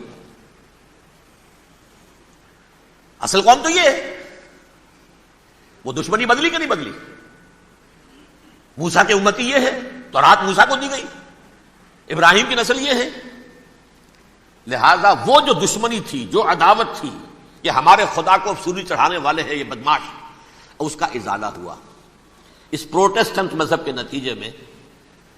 یہ میں اب آپ کو بتاتا ہوں کہ ایک نتیجہ وہ نکلا ہے جسے برٹرنڈ رسل نے بیان کیا ہے، اس کی کتاب ہے ان پریز آف آئیڈلنس، صفحہ 108۔ وہ لکھتا ہے دی Christians retaining the Judaic belief in a special revelation added to it the Roman desire for worldwide domination and the Greek taste for metaphysical subtleties. The combination produced the most fiercely persecuting religion that the world has yet known. یہ 3 چیزیں آ کر عیسائیت میں مل گئی۔ ایک تو جب یہ اولڈ ٹیسٹمنٹ جو ہے وہ ان کے ہاتھ میں آ گئی، اور اس کے میں کچھ آپ کو بتا دیتا ہوں کہ اولڈ ٹیسٹمنٹ کی تعلیمات، کیونکہ یہ اولڈ ٹیسٹمنٹ جو ہے یہ محرف تھی، اصل تورات تو گم ہو گئی تھی 587 قبل مسیح میں، جب پہلی مرتبہ ہیکل جو ہے تباہ ہوا ہے اس وقت ختم ہو گئی تھی۔ اس کے کوئی 150 سال کے بعد انہوں نے یادداشتوں سے مرتب کر کے لکھی ہے، اب اس میں ان کے اپنے خیالات، اپنے امانی، اپنی توجیحات وہ شامل ہو گئیں. لہذا میں آپ کو حوالے دیتا ہوں اس کتاب کے اندر مظالم کی جو تعلیم دی گئی ہے. اہل کتاب نے اپنے مظالم قتل عام کے جواز کے لیے تورات میں تبدیلیاں کی اور پیغمبروں پر دہشت ناکی اور بدترین حرام کاری کے الزامات لگائے. سنیے، پہلا حوالہ ہے یہ گنتی باب 31 آیات 17-18. اس لیے ان بچوں میں جتنے لڑکے ہیں سب کو مار ڈالو، اور جتنی عورتیں مرد کا منہ دیکھ چکی ہیں ان کو بھی قتل کر ڈالو، لیکن ان لڑکیوں کو جو مرد سے واقف نہیں اور اچھوتی ہیں اپنے لیے زندہ رکھو. یہ کسی اللہ کی کتاب کا یہ جملہ ہو سکتا ہے؟ کسی ریویل بک کا؟ اور سنیے، یہ ہے استثناء ڈیٹرانومی باب 20 آیت 16-18. پر ان قوموں کے شہروں میں جن کو خداوند تیرا خدا میراث کے طور پر تجھ کو دیتا ہے، کسی ذی نفس کو جیتا نہ بچا رکھنا، جیسا خداوند تیرے خدا نے تجھ کو حکم دیا بالکل نیست کر دینا. مرد، عورتیں، بچے، بوڑھے سب ختم. یہ کتاب مقدس ہے. اور سنیے، سموئیل باب 27 آیت نمبر 9. اور داؤد نے اس سرزمین کو تباہ کر ڈالا اور عورت مرد کسی کو جیتا نہ چھوڑا. نمبر 4، ان سب آباد شہروں کو ماں، عورتوں اور بچوں کے بالکل نابود کر ڈالا. کتاب استثناء باب 3 آیت 6. یہ ہے جو کہہ رہا ہے برٹرنڈ رسل، کرسچینٹی میں آ کر یہ تین چیزیں شامل ہو گئی. ایک تو یہ باربیرین، یہ تعلیم جو ہے، اور یہ مذہب کے نام پہ تعلیم، یہ کتاب مقدس کی تعلیم. نمبر 2، رومنز کے اندر جو ایک تمنا تھی ورلڈ ڈومینیشن کی، وہ عیسائیت کے اندر آ گئی. ان کی پوری رومن امپائر جو ہے عیسائی ہو گئی، تو اسے وراثت کے اندر ورلڈ ڈومینیشن کی جو ایک تمنا تھی وہ مل گئی. اور پھر یہ کہ انہوں نے جو توہمات تھے یونانیوں کے، ان کو بھی اپنے ہاں مختلف شکلوں کے اندر جمع کر لیا. ان تین چیزوں کا the combination produced the most fiercely persecuting religion that the world has yet known. اس کے نتیجے میں دنیا میں تاریخ انسانیت کے اندر جو بدترین خوخار ترین مذہب ہو سکتا ہے وہ شکل عیسائیت نے اختیار کی. اور اس کا مظہر اتم کیا تھا؟ نوٹ کیجئے، صلیبی جنگیں. ایک بات ٹائم ٹیبل کے اعتبار سے نوٹ کر لیجئے گا. فرسٹ ملینیم ختم ہوا، سیکنڈ شروع ہوا. ان کے 1000 سال ختم ہوئے تو 11ویں صدی میں سیکنڈ ملینیم شروع ہوا، تو پہلی صلیبی جنگیں ہوئی. لاکھوں مسلمان قتل کیے گئے. صرف یروشلم کے اندر اتنا خون بہایا ہے کہ خود ان کے ہسٹورینز لکھتے ہیں کہ جب ان صلیبیوں نے جب گھوڑوں کے ساتھ وہ چل رہے تھے گلیوں میں، تو ان کے گھوڑوں کے گھٹنوں تک خون کی ندی بہ رہی تھی. جہاں سے گزرے ختم کرتے چلے گئے، آبادیاں کی آبادیاں ختم کر. اگرچہ اس کروسیڈ میں گیہوں کے ساتھ گھن بھی پسا، یہودی بھی بہت مارے گئے. یہ فرانس سے، جرمنی سے جب یہ کروسیڈرز آ رہے تھے 3000 میل کا سفر طے کر کے آئے تھے. سوچئے تو صحیح، اربن ثانی پوپ جو تھا آگ لگا دی تھی اس نے پورے یورپ کے اندر. شرم سے ڈوب مرو، تمہارے مقدس علاقے مسلمانوں کے ہاتھ میں. انفیڈلز، یہ کافر، یہ مرتد، یہ ملحد. مسیح جہاں پیدا ہوا، مسیح کو جہاں سولی دی گئی، وہ کہاں ہے؟ ان کے ہاتھ میں. وہ آگ لگائی ہے، 3000 میل کا فاصلہ طے کر کے یہ دو قومیں آئی ہیں وہاں، اور جو تباہی مچائی ہے انہوں نے. تاریخ انسانی میں ایسی بربریت کی کوئی مثال. اور یہ ان کے اپنے ہسٹورینز لکھتے ہیں شرم کے بارے. ایسے محسوس ہوتا ہے جیسے ان کی گردنیں جھکی جا رہی ہوں لکھتے ہوئے. اب آگے چلیے. یہ جو بغاوت ہوئی پوپ کے خلاف، اس میں نوٹ کیجئے تاریخی اعتبار سے سب سے پہلے بغاوت کرنے والا ملک انگلستان تھا. اس نے اپنا چرچ علیحدہ بنایا، چرچ آف انگلینڈ. پوپ سے رشتہ منقطع. The first Protestant kingdom in Europe was England. اسی سے رشتہ جوڑی West, white Anglo Saxon Protestants. ان میں اولیت کا شرف کسے حاصل ہے؟ برطانیہ شریف کو. یہاں پر انہوں نے اب ایک بہت بڑا جو کارنامہ کیا، پوپ کی گرفت کم ہوئی یورپ پر سے، پروٹیسٹنٹ مذہب کا فروغ ہوا، تو انہوں نے سود کی اجازت حاصل کر لی. جب تک پوپ کی حکومت تھی سود حرام تھا. نو ٹرانزیکشن، نہ انٹرسٹ نہ یوزری، کچھ بھی نہیں. پروٹیسٹنٹس کے ذریعے سے سود کی اجازت حاصل کر لی. اس کے بعد بڑے بڑے بینک بنا کر بیٹھ گئے، house of Rothschilds, house of Goldsmiths, یہ عمران خان صاحب کے جو خطر جو تھے گولڈ سمتھ، یہ بینکرز، بڑی بڑی فیملیز. ان لوگوں نے کیا کیا؟ اب ریشہ دوانیاں، یورپ میں مختلف ملکوں کے درمیان جنگیں کروائیں سازشوں کے ذریعے سے. وہی کلما اوقدوا نارا للحرب، جنگ کے لیے آگ بھڑکا دینا تو ان کا پرانا مشغلہ تھا. جنگیں کرواتے تھے، پھر فرانس کے بادشاہ کو بھی قرض چاہیے اسلحہ کے لیے، انگلستان کے بادشاہ کو بھی قرض چاہیے. ہاؤس آف راس چائلڈز کا ایک نمائندہ وہاں بیٹھا ہے، ایک یہاں بیٹھا ہے، اور منہ مانگے شرح پر سود کے اوپر قرض دے رہے ہیں. ان کو سب کو جو ہے ان کے سارے مالی وسائل کھینچ لیے، دولت پر قبضہ کر کے بیٹھ گئے، اور اس کا نتیجہ یہ نکلا چند 100 سالوں کے اندر کہ فرنگ کی رگے جاں پنجے یہود میں. اس سودی نظام کے ذریعے سے دولت پر ان کا قبضہ. علامہ اقبال 1905 سے 1908 تک رہے تھے نا وہ، لیکن یہ کہ ان کی نگاہ تھی ایسی، گاہ میری نگاہ تیز چیر گئی دلے وجود، گاہ الجھ کے رہ گئی میرے توہمات میں. انہوں نے دیکھا ہے کہ فرنگ کی رگے جاں پنجے یہود میں ہے. ابھی ہٹلر کا تو وجود بھی نہیں تھا، بعد میں ہٹلر کو محسوس ہو گیا نا واقعتاً ہمارا اصل دشمن یہ یہودی ہے جو یہاں پر بیٹھا ہوا، جو ہمارا خون چوس رہا ہے. آخر یوں ہی تو نہیں، دماغ اس کا ایسے تو خراب نہیں ہو گیا تھا. یہ قتل عام، یہ ہولوکاسٹ کس لیے؟ اس نے پہچان لیا تھا، اس لیے کہ وہ ویسٹ نہیں تھا، وائٹ اینگلو سیکسن پروٹیسٹنٹس. اصل جادو جو چلا وہ ان پر چلا، اور برطانیہ ان کا سب سے بڑا جو ہے وہ پشت پناہ، مددگار، حامی. اس کے ساتھ ساتھ انہوں نے کوشش کی، یہ ترک خلفاء بیچارے، مرد بیمار تو بن ہی چکا تھا یورپ کے اندر، زوال سے دوچار ہو چکی تھی ترکی خلافت. انہوں نے بھی محل بنائے تھے. آج تجھ کو بتاتا ہوں تقدیر امم کیا ہے، شمشیر و ثنا اول، طاؤس و رباب آخر. بڑے بڑے قرضے لے کر محل بنے تھے یہ، جو آج جا کر آپ استنبول میں دیکھ لیجئے، قرضوں کے اندر بندھے ہوئے. لیکن یہ کہ کم سے کم یہ ضرور کیا کہ بڑی سے بڑی رشوت انہیں یہودیوں نے پیش کی کہ کسی طرح ہمیں فلسطین میں آباد ہونے کی اجازت دے دو. لیکن this goes to their credit, انہوں نے کہا نہیں، یہ معاہدہ جو عمر نے کیا تھا رضی اللہ تعالی عنہ، اس کو میں نہیں بدل سکتا. تم جاؤ، جا کے زیارت کرو، آ جاؤ، تم وہاں آباد نہیں ہو سکتے، کیونکہ ترکی کے زیر رگی تھا نا علاقہ. سلطنت عثمانیہ میں شامل تھا، پورا ویسٹ ایشیا، پورا ایسٹ یورپ، پورا شمالی افریقہ، 3 بر اعظموں پر پھیلی ہوئی تھی سلطنت عثمانیہ، خلافت عثمانیہ. 400 برس تک خلافت ان کے ہاں گئی ہے. انہوں نے نہیں مانا. نتیجہ کیا نکلا؟ انہوں نے اس خلافت کے نظام کو ختم کرنے کے لیے سازش شروع کی.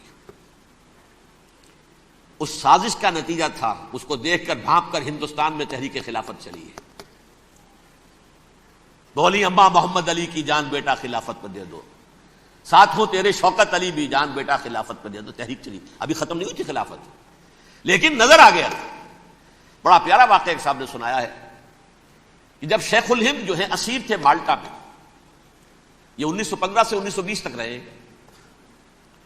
تو وہاں جو تھا مالٹا کا جو کیمپ تھا جس میں کہ یہ اسیر تھے، اس کا کمانڈانٹ جو تھا انگریز، انہوں نے دیکھ لیا تھا یہ بہت فرشتہ خصلت انسان ہے، نورانی شکل ہے، تو وہ اچھا میل ملاپ تھا.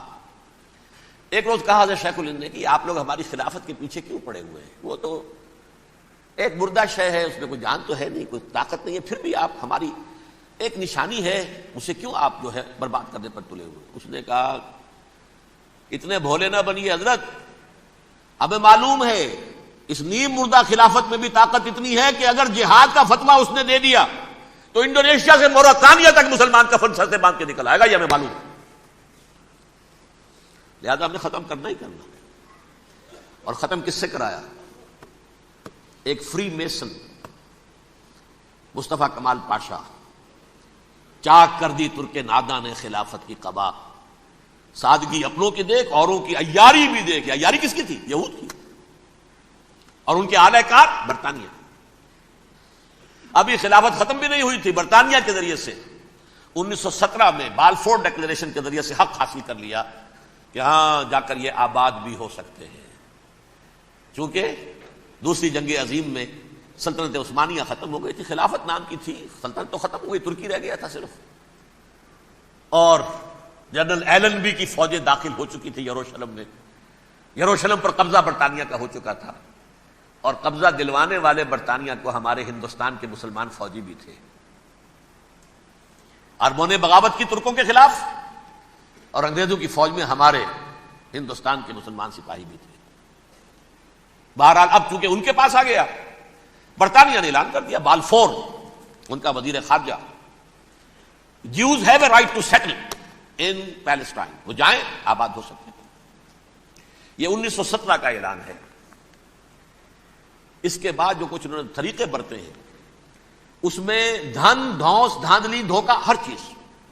مثلا دھن گئے، جناب یہ آپ مکان بیچیں گے؟ اچھا جی لے لیجیے. آپ کیا مانگتے ہیں؟ 10 لاکھ. میں 11 لاکھ دیتا ہوں لیکن کل ہی نکل جائیں آپ. پیسے کی کمی تھی نہیں. پورا یورپ کا سرمایہ ان کے پاس، بینکرز کے پاس. زائنسٹ موومنٹ اصل میں بینکرز کی موومنٹ تھی. 1897 میں جمع ہو کر انہوں نے جو پروٹوکول بنائے تھے وہ کون تھے؟ سب کے سب بینکرز تھے. دولت کی کمی نہیں تھی. تم 10 کی بجائے 11 لو نکل جاؤ. یہ کھیت بیچتے ہو کتنے کا؟ بھائی 12 کا. ہم 13 دیتے ہیں بھائی، جلدی سے نکل جاؤ. یہ بھی کیا، دھن کے ذریعے سے ڈسپلیس کیا، جہاں زور چلا نکال دیا. اور اس کے بعد پھر جب سن 48 میں اسرائیلی ریاست قائم ہو گئی، اب اسرائیلی جو ہے عدالتوں میں استغاثے دائر کرنے شروع. یہ فلاں مکان میرے پرانے پگڑ دادا سگڑ دادا کا تھا 2000 سال پہلے، اس کے اوپر یہ قبضہ کر کے بیٹھے ہوئے، یہ میرے پاس دستاویزات تھے. اچھا ٹھیک ہے آپ نکل جائیں، یہ مکان ان کا ہے. اس طریقے سے انہوں نے بے دخل کیا فلسطینیوں کو اور خود وہاں پر قدم جما کر مضبوطی سے بیٹھ گئے. یہ ہے کہ جو مغربی اقوام نے کیا ہے. اس میں سیکنڈ جو ہے رول پلے کیا ہے امریکہ نے. ویسٹ جو ہے اس کا نمبر 2 امریکہ تھا، اب نمبر 1 امریکہ ہے. اب برطانیہ کی کوئی حیثیت ہی اب نہیں ہے، لیکن سب سے بڑا وکیل جو ہے وہ وہی ہے اب بھی. لیکن ظاہر بات ہے کہ west white Anglo Saxon Protestants کا امام اس وقت جو ہے وہ برطانیہ، یو ایس اے. 1948 میں یہ قائم ہوا، اور یہاں پہ نوٹ کیجئے پاکستان 47 میں قائم ہوا ہے، اور تقریباً 9 مہینے ہیں درمیان میں. اگست 47 اور مئی یا جون 48. اس کا کیا مطلب ہے یہ میں بعد میں بتاؤں گا آپ کو. پہلی جنگ ہوئی 48 میں، عربوں نے بغاوت کی اور عرب جیت رہے تھے. اچانک پتہ نہیں کیوں عربوں نے جنگ بند کر دی. یہ بالکل یوں سمجھیے کہ پیرلل واقعات تھے. کشمیر میں ہم جیت رہے تھے، بھاگ کر نہرو پہنچ گیا یونائٹڈ نیشنز کے اندر، جنگ بند ہو گئی، ختم ہوا. ایسا کچھ اپنوں کی غلطی بھی تھی، کچھ قبائلیوں نے وہاں جا کر سری نگر ایئرپورٹ تک پہنچ گئے تھے، بجائے اس پر قبضہ مکمل کرنے کے لوٹ مار میں لگ گئے. اپنوں کی غلطی بھی تھی، لیکن اس کے باوجود پڑنا بھاری تھا. اور اگر سری نگر ایئرپورٹ پر قبضہ ہو گیا ہوتا تو سوال ہی پیدا نہیں ہوتا کہ بھارت جو ہے اپنی فوجیں اتار سکتا. زمینی راستہ تھا ہی نہیں. وہی وہاں ہوا ہے بڑے ہی عجیب طریقے پر. عرب جیت رہے تھے، اسرائیل جو ہے شکست کھا رہے تھے، عربوں نے صلح کر دی. کچھ مہینوں کے بعد عربوں نے دوبارہ جنگ کی. اتنے عرصے میں یہ اسرائیلی، یہ سب جو ہے جتنے دہشت گرد ہیں اسرائیل، یہ اس دور کے لوگ ہیں. وہ چاہے مینیجم بیگن تھا یا کوئی اور، یہ سب کے سب اس دور کے ٹیررسٹ. اب انہوں نے ڈٹ کر جو مقابلہ کیا، عربوں کو شکست دی بڑی سخت. سن 48 میں عربوں کو شکست ہو گئی. سن 67 میں روس کے سکھانے پڑھانے پر جمال عبد الناصر نے حملہ کیا، بلاکیٹ کر دیا ایلات کا، بندرگاہ کا. 6 دن کی جنگ کے اندر اسرائیلیوں نے روس سے پورا سرہ سینہ لے لیا. اسرائیل شام سے گولان ہائٹس لے لیے. اردن سے یہ پورا مغربی کنارہ جو یہ اردن کا حصہ تھا، اور مشرقی یروشلم اردن کے پاس تھا، اس پر بھی قبضہ کر لیا. 1967 کی جنگ کا نتیجہ کیا نکلا؟ یروشلم پورا کا پورا یہودیوں کے قبضے میں چلا گیا، جو 1948 میں آدھا کر دیا گیا تھا. ویسٹرن یروشلم یہ یہودیوں کے پاس، ایسٹرن یروشلم مسلمانوں کے پاس، اور مشرقی یروشلم ہی میں مسجد اقصیٰ ہے اور قبۃ الصخرہ ہے، وہ مسلمانوں کی تحویل میں تھے. اردن کا قبضہ مسلمانوں کی تحویل. لیکن اب 67 میں پورا یروشلم ان کے قبضے میں آ گیا. پھر بہرحال مصر نے ایک کوشش کی بدلہ لینے کی سن 73 کی جنگ میں، اور اس میں کوئی شک نہیں بڑی شجاعت کا مظاہرہ کیا. رمضان وار آف 1973 بارلیو لائن کراس کر دی، جسے وہ سمجھتے تھے کہ کوئی طاقت دنیا کی ہمارے اس دفاعی جو ہے لائن اس کو کراس کر نہیں سکتی. لیکن پھر جب امریکہ اپنی پوری طاقت لے کر میدان میں آ گیا ہے تو ظاہر بات ہے کہ مصر کی حیثیت امریکہ کے مقابلے میں تو کچھ نہیں. یہ ہے میں نے جو مختصر سی تاریخ آپ کے سامنے رکھ دی ہے. اب جو اصل مسئلہ ہے سمجھیے سین کیا ہے, منظر کیا ہے. یہ پہلو وہ ہیں بہت سے کہ جو شاید بہت سے حضرات کی نگاہوں میں نہ ہو, باقی تو یہ تاریخ کے واقعات ہیں اکثر لوگوں کے علم میں ہوں گے. یہودیوں میں بھی ایک بڑی شدید اندرونی کشاکش ہے. جیسا مسلمانوں میں کچھ مسلمان وہ ہیں جو نماز روزے کی پابندی کرتے ہیں, دین سے انہیں تعلق ہے. کچھ وہ ہیں جو نہ نماز نہ روزہ نہ کچھ, نام تو ان کے ہیں, محمد حسین ہیں, غلام علی ہیں تو صحیح, سیکولر ذہن ہے, مادی پرستی ہے, کچھ نہیں ہے کہ نہیں. ایسا ہی ان کے ہاں بھی ہے. اصل یہودی جو ہے, عملی یہودی, اس کی شکل آپ نے اگر کبھی دیکھی ہو, اس کے سر کے اوپر اونچا ہیٹ ہوتا ہے کالا, ان کی زلفیں لمبی لمبی ہوتی ہیں, خاص طور پر یہ جو ہے کنپٹی کے بال, یہ قلمے جو ہیں یہ تو لا کے چھلے بنا کر بڑا خوبصورت سا جو ہے وہ ہار بناتے ہیں. لمبا کالا کوٹ پہنا ہوتا ہے, لمبی داڑھی ہوتی ہے. یہی وجہ ہے کہ مسلمانوں میں بھی مصر میں جس کی لمبی داڑھی ہوتی تھی, اب کچھ حالات شاید بدل گئے, وہ سمجھتے تھے یہ یہودی ہے. یعنی لمبی داڑھی یہودی رکھتا تھا, مسلمان نہیں. مسلمان تو عرب صرف ٹوکن داڑھی رکھتے ہیں یا شیو کرتے ہیں, یا سعودیوں کی طرح صرف کوئی نشان چھوڑتے ہیں, اللہ اللہ خیر صلی اللہ. لمبی داڑھی شعار جو ہے یہودیوں کا. ایک انتہا پر تو یہ ہے. دوسری انتہا پر وہ جنہیں کسی شے سے غرض نہیں, شراب بھی پیتے ہیں, سب کچھ ہے, سور بھی کھاتے ہیں یہودی. بینکرز ہیں, بڑے بڑے سائنسدان ہیں, سب کچھ ہیں. وہ زیادہ تر جو ہیں سیکولر ذہن کے. کچھ بیچ بیچ میں بھی ہے, جیسے یہ ایریل شیرون ہے, ویسے شیوڈ ہے, داڑھی تو نہیں ہے اس کے, لیکن سر پہ وہ ضرور وہ جو ہے اس کی جو ٹوپی سی آپ کو رکھی نظر آ جائے گی. یہ ہے درمیانی یہودی ہونے کا نشان, کہ ایک شعار انہوں نے اپنا جو ہے برقرار رکھا ہوا. وہ ایک ٹوپی چپکی ہوئی سی ہوتی ہے, وہ ٹوپی کیا ہوتی ہے پتہ نہیں, کیسے چکی رہتی مجھے نہیں معلوم. یہ جو کشمکش ہے اس میں, جو زیادہ رائٹسٹ اور لیفٹسٹ کی کہہ لیجیے, سیکولر اور مذہبی لوگوں کی کشمکش ہے, ان کے درمیان ایک کشاکش جو ہے اس کو سمجھ لیجیے کہ وہ کیا ہے. ایک چیز تو ان دونوں کے درمیان قدر مشترک ہے. پوری دنیا کی مالیات پر ہم تسلط کریں گے, قبضہ کریں گے, ڈومینیٹ کریں گے. لوگوں کو ہم بنا کر رکھ دیں گے حیوان. ملٹی نیشنل کمپنیاں ہوں گی, انہی کا راج ہوگا, انہی کی حکومتیں ہوں گی, انڈسٹری انہی کے ہاتھ میں ہوگی. لوگ یا مزدوروں کی حیثیت سے کام کریں گے, یا تھوڑے سے مینیجرز ان میں سے بھی ہم لے کر کچھ تنخواہیں ان کو بھی دے دیں گے. باقی سود کے ذریعے سے ملائی ہم کھینچتے رہیں گے, مکھن ہمارے پاس آتا رہے گا. ورلڈ ڈومینیشن, اکنامک ڈومینیشن, یہ تو دونوں کے نزدیک متفق علیہ ہے. سیکولر بھی چاہتے ہیں اور جو مذہبی یہودی وہ بھی چاہتے ہیں. اس کے بعد ایک اختلاف ہے. مذہبی یہودی یہ کہتا ہے ہمیں گریٹر اسرائیل بنانا ہے, اور گریٹر اسرائیل وہ سارے علاقے ہیں جو ان کی تاریخ میں اسرائیل سلطنت کا حصہ رہے. حضرت یوسف کے زمانے میں یہودی جا کر آباد ہوئے مصر میں. جو ڈیلٹا کا علاقہ ہے, زرخیز ترین علاقہ جو ہے, جوشن کا علاقہ, وہ کہتے ہیں وہ ہمارا ہے, کئی سو برس ہمارے ہیں. سرائے سینا ہمارا ہے, اس میں کوہ طور ہے جس پہ حضرت موسیٰ کا ہم کلام ہوئے اللہ سے, تورات ملی. اس میں 40 برس تک ہم بھٹکتے پھرے ہیں. صحرائے تی ہے یہ یتیہون فی الارض 40 سنہ. پھر فلسطین تو خیر ہماری جدی پشتی جائیداد ہے, جاگیر ہے. پھر یہ عرب جو ہے یہ بھی مدینہ تک ہمارا ہے, مدینہ سمیت. ہمارے قبیلے وہاں تھے جہاں سے نکالا مسلمانوں نے. پورا عراق ہمارا ہے, پورا شام ہمارا ہے, اور ترکی کا بھی ایک علاقہ ہے ابتدائی, مشرقی جنوبی, وہ بھی ہمارا ہے. یہ ہے گریٹر اسرائیل کا نقشہ, یہ ہم نے بنانا ہے. جبکہ جو سیکولر ذہن کے لوگ کہتے ہیں کیا کرو گے اس کو بنا کے, اس میں جو عرب ہیں وہ تم سے لڑتے رہیں گے, تم انہیں مارو گے وہ تمہیں ماریں گے. اگر تم 10 مارو گے تو ایک تو وہ بھی ماریں گے نا تمہارا. ٹھیک ہے, فائدہ کیا ہے؟ اس کی بجائے ہم یہ کرتے ہیں کہ عرب اور اسرائیل مل کر, کزنز ہیں نا آپس میں. آپ کو معلوم ہے بل کلنٹن نے یہ الفاظ کہے تھے جب اسحاق ریبن سے معانقہ کرایا تھا شاہ حسین مرحوم کا, تو کیا کہا, یو آر کزنز. حضرت ابراہیم کے 2 بیٹوں سے نسل ہے نا, حضرت اسماعیل سے عرب ہے, حضور ہے, اور حضرت اسحاق سے یہ بنی اسرائیل ہے, کزنز ہے. You are cousins. تو ہم کزنز مل کر ایک اکنامک یونٹ بناتے ہیں. جیسے ایشیا پیسیفک ایک یونٹ بن گیا ہے, آسیان ایک یونٹ بن گیا ہے, وغیرہ وغیرہ. پورا یورپ ایک یونٹ بن گیا ہے, ایک کرنسی بن گئی ہے. ہم اس پورے علاقے کو ایک اکنامک یونٹ بناتے ہیں. پیسہ اربوں کا ہوگا, ان کے پاس بہت دولت ہے. تیل ان کا ہوگا, بہت تیل ہے ان کے پاس.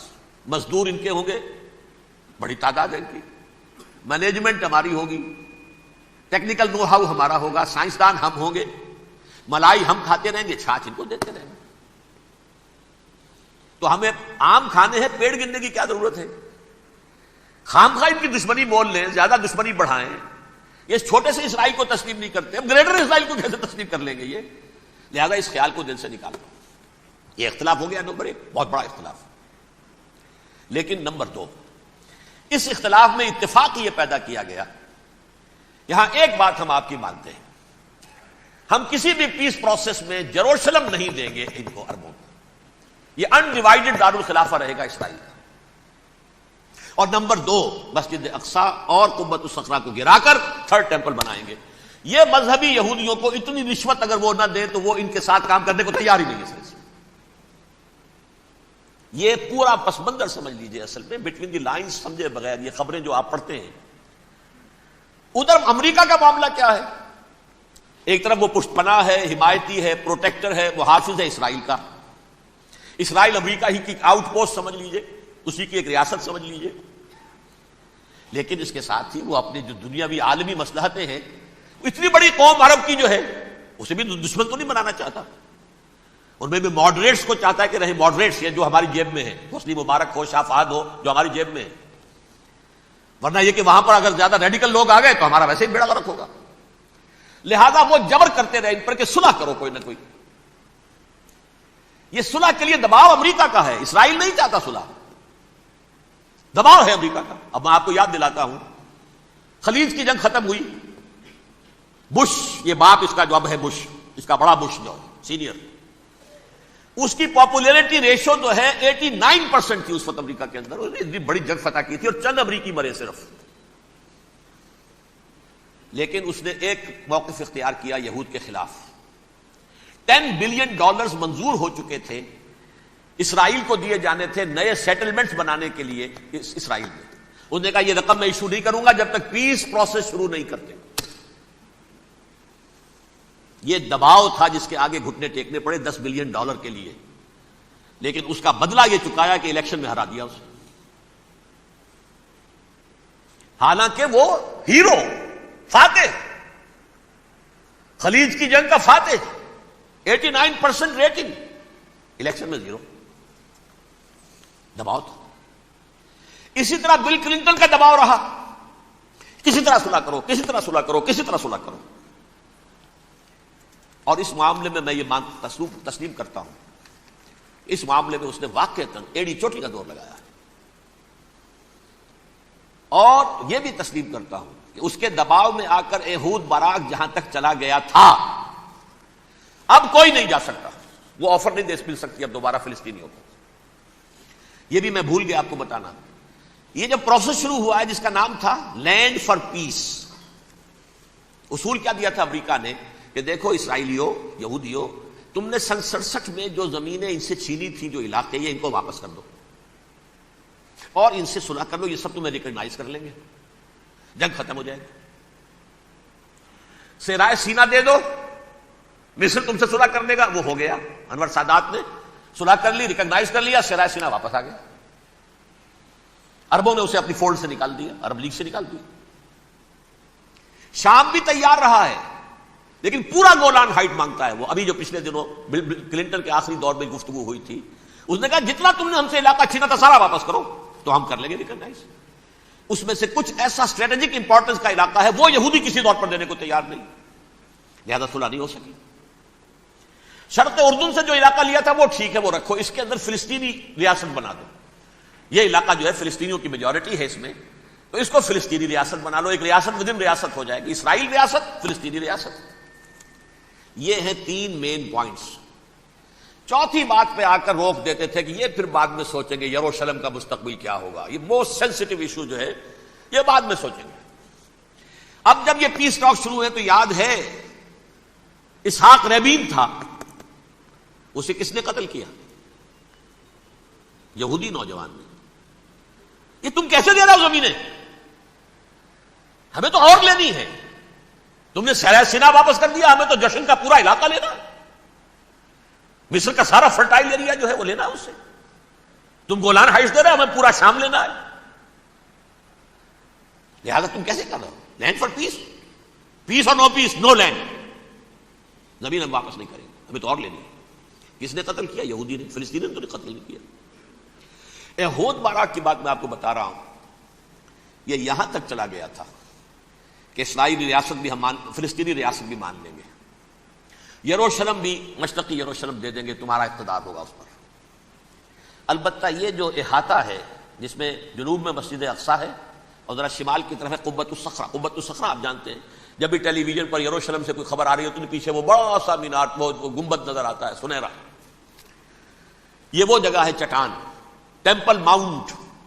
یہ پہاڑی تھی پہلے، جیسے کوہ صفا کوہ مروہ اب کیا رہ گئی ہیں، کبھی پہاڑیاں تھی۔ یہ کوہ صفا کے اوپر چڑھ کر حضور نے نعرہ لگایا تھا ما صباحا، اب کیا ہے وہ کوہ صفا بیچارہ، وہ تو ایک چھوٹی سی علامت ہے، کوئی پہاڑیاں سے دکھائی دیتی ہے، اس کے اوپر بھی گنبد ہے۔ اسی طرح ٹیمپل ماؤنٹ ہے وہ جہاں پر کہ ہیکل سلیمانی تھا، اور وہ گرا دیا تھا رومیوں نے، مسلمانوں نے تو نہیں گرایا۔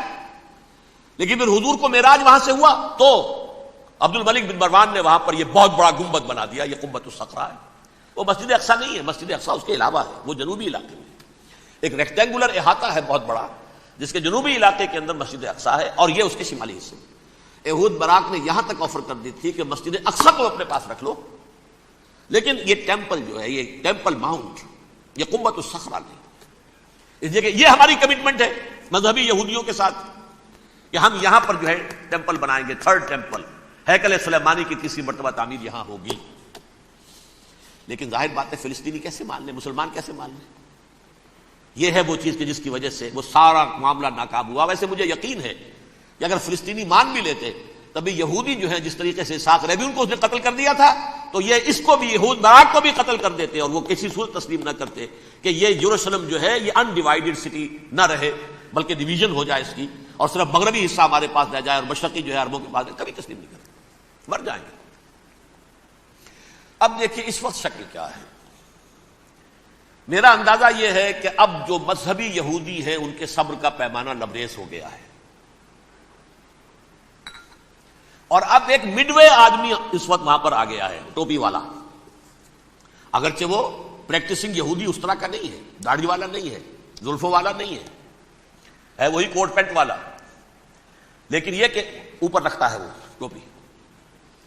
ایریل شرون اور انتہائی سفاک، جس نے کہ فلسطینیوں کے 2 کیمپ ایسے اڑائے تھے جیسے کہ چیونٹیوں کا ہو لشکر اور ان کو پاؤں تلے رون دیا جائے، اس طریقے سے ختم کیا تھا، بہت بڑا قاتل، مرڈرر، وہ وزیر اعظم۔ اور اب جو ہے ان کے صبر کا پیمانہ لبریز ہو گیا ہے۔ اب ان کا فیصلہ یہ ہے کہ انہیں 3 بڑے بڑے قدم اٹھانے۔ نمبر 1، فلسطینیوں کا خاتمہ، ایتھنک کلینزنگ۔ اگر یہ فلسطینی رہتے ہیں یہاں پر تو اگر 10 ہم ان کے ماریں گے تو 2-3 یہ ہمارے مار دیں گے۔ تو اسرائیلی کی جان تو بہت قیمتی ہے، یہ تو خیر 1000 بھی مر جائے تو کوئی بات نہیں، یہ تو کیڑے مکوڑے ہیں، جنٹائلز ہیں، گوئمز ہیں، یہودی وہ مر جائے، لہذا ان کا ٹنٹا مکاؤ، اب ان کو ختم کرو۔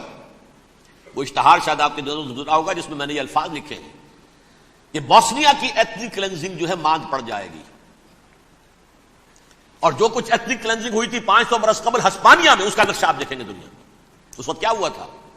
عربوں کو، مسلمانوں کو یا جلا دو، قتل کر دو، یا جہازوں میں ان کو ڈمپ کر ہوئے اور لے جا کر شمالی افریقہ کے ساحل کے اوپر اتار دو اور ڈمپ کر دو۔ ایک بچہ بھی نہیں رہنے دیا تھا ہسپانیہ میں۔ 1492 میں سقوط غرناطہ ہوا ہے، اور اس کے بعد 10 سال کے اندر اندر ایک ایک بچہ مسلمانوں کا ختم کر دیا۔ یہ ہے فیصلہ ان کا۔ اب بہت بڑا قدم وہ اٹھانے پر مجبور ہے۔ کب تک آپ رہیں گے؟ ہمارے لوگ مارتے ہیں، 16 نوجوان ہمارے مار دیے، لیکن آج گھر تھا اس میں ایک چلا گیا فلسطینی، بم اپنے جسم سے باندھ کر وہاں اڑا دیا، خود بھی اڑ گیا، 16 ان کے نوجوان اڑ گئے۔ لہذا یہ چیز ان کے لیے ناقابل برداشت ہے، ان کے صبر کا پیمانہ اب لبریز ہو رہا ہے۔ نمبر 2، انہیں بہرحال اب یہ کرنا ہے کہ مسجد اقصی کو گرائیں، قبۃ الصخرہ کو گرائیں اور ٹیمپل بنائیں۔ یہ انتفاضہ جو اب شروع ہوا 1 سال پہلے سے، یہ شیرون نے دورہ کیا تھا، مسجد اقصی میں گیا تھا، اور اس نے 3rd ٹیمپل کی تعمیر کے لیے ایک پتھر جو ہے بنیاد کا پتھر رکھنے کا ارادہ ظاہر کیا تھا۔ جس پر فلسطینی نوجوان اٹھے وہ اینٹیں لے کر اور روڑے لے کر، اور اس وقت سے یہ سلسلہ چل رہا ہے. کتنے مارے جا چکے فلسطینی، لیکن کچھ نہ کچھ یہودی بھی مرے، اسرائیلی بھی مرے. اور جیسا کہ میں نے عرض کیا اب ان کے صبر کا پیمانہ لبریز ہو گیا. انف از انف. اب ہم اس معاملے کو ایک دفعہ جو ہے فائنلی ختم کر دیں اور اب بنائیں گے. لہذا اب جو ہے کئی ٹن وزن کے وہ جو پتھر تیار ہو کر آگے رکھ دیے گئے ہیں کہ یہاں یہ بنیاد پڑنی ہے، اس کے اندر یہ پتھر لگے. بلکہ ایک لطیفہ بھی مجھے یاد آیا ہے، یہ کوئی 30 سال پرانی بات ہے. اس قبۃ الصخرہ کی مرمت ہوئی تھی تو اس کے اوپر جو یہ سونے کی پتری چڑھی ہوئی ہے، یہ شاہ حسین اردن والے جو ہے، ظاہر بات ہے تھا بھی انہی کے تسلط میں، یہ انہی کی تولیت میں تھا سن 67 سے پہلے، اس زمانے کی بات میں کر رہا ہوں. تو انہوں نے پتہ نہیں 30 من تھا یا 30 ٹن تھا سونا جو ڈونیٹ کیا تھا اس کے اوپر یہ پتری چڑھانے کے لیے، جو بہت بڑا گنبد نظر آتا ہے پورے کے پورے ماحول کے اوپر چھایا ہوا. اس وقت یہودی اخباروں نے لکھا تھا بہت اچھا ہے، یہ سونا ہمارے کام آئے گا جب ہم اپنا ہیکل تعمیر کریں گے. کہاں جائے گا سونا؟ سونا یہی رہے گا نا، جب ہم گرائیں گے ہمیں وہ سونا مل جائے گا. اب وہ اس پر آ گئے، مزید دیر نہیں کر سکتے. تو آپ نوٹ کیجئے، number 1 ethnic cleansing of Palestinians in Israel.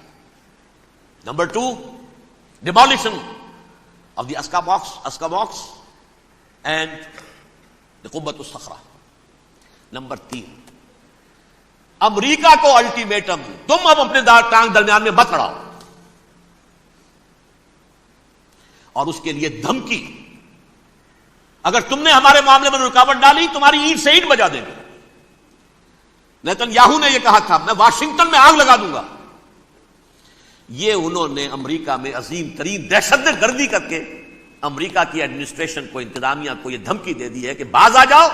چنانچہ میں یہ بات کہہ کے پرسوں جمعے میں اپنی مسجد سے، مسجد دارالسلام سے نکلا، شام کو، اسی شام کو میں نے ایریل شیرون کی تقریر سن لی T V per. It is not acceptable. Don't appease the Arabs at our expense.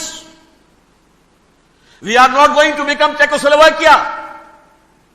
We have to depend on ourselves only and rely on ourselves only. کیا مطلب ہے اس کا؟ کس کو سنا رہا ہے؟ امریکہ بہادر، ہم تمہارے محتاج نہیں ہیں، ہم تمہارے ٹکڑے اڑا دیں گے، ٹکڑے کر دیں گے تمہارے، تم بیچ میں آؤ تو صحیح. اب اور دیکھ لو، ایک نشانی ہم تمہیں دکھا دیتے ہیں. مجھے 100% یقین ہے یہ پورا ہسٹوریکل پروسیس، اور جس جگہ یہ پہنچ گیا ہے، جس کریٹیکل پوائنٹ تک یہ پہنچ چکا ہے، یہ جو بھی حملہ ہوا ہے ورلڈ ٹریڈ سینٹر پر اور پینٹاگون پر، یہ اسرائیل کا کام ہے. اسرائیل سے کم تر کسی ادارے کے لیے ممکن ہی نہیں، اس لیے کہ اسرائیل کے ایجنٹ امریکہ کے پورے نظام کے اندر جو ہے گھسے ہوئے موجود ہیں، ہر جگہ موجود ہیں. جیسے سرطان کا پھوڑا ہوتا ہے پورے جسم میں وہ اپنی جڑیں جما لیتا ہے، ایسا ہے. پوری ایڈمنسٹریشن، پوری اکانومی، تمام ذرائع ابلاغ، پرنٹڈ میٹر ہو یا یہ کہ الیکٹرانک میڈیا، سب ان کے قبضے میں. ڈیفنس کا سارا معاملہ ان کے قبضے میں ہے.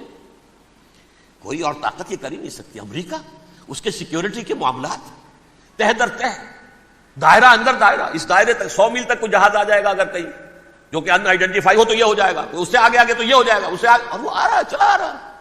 پینٹاگون پر آ گیا ہے اور 1 گھنٹے بعد آیا ہے.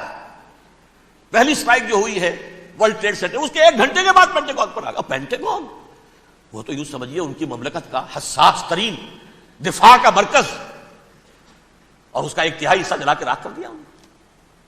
انہوں نے یہ دھمکی دی ہے، لیکن اس سے ان کے پیش نظر مقاصد کیا تھے؟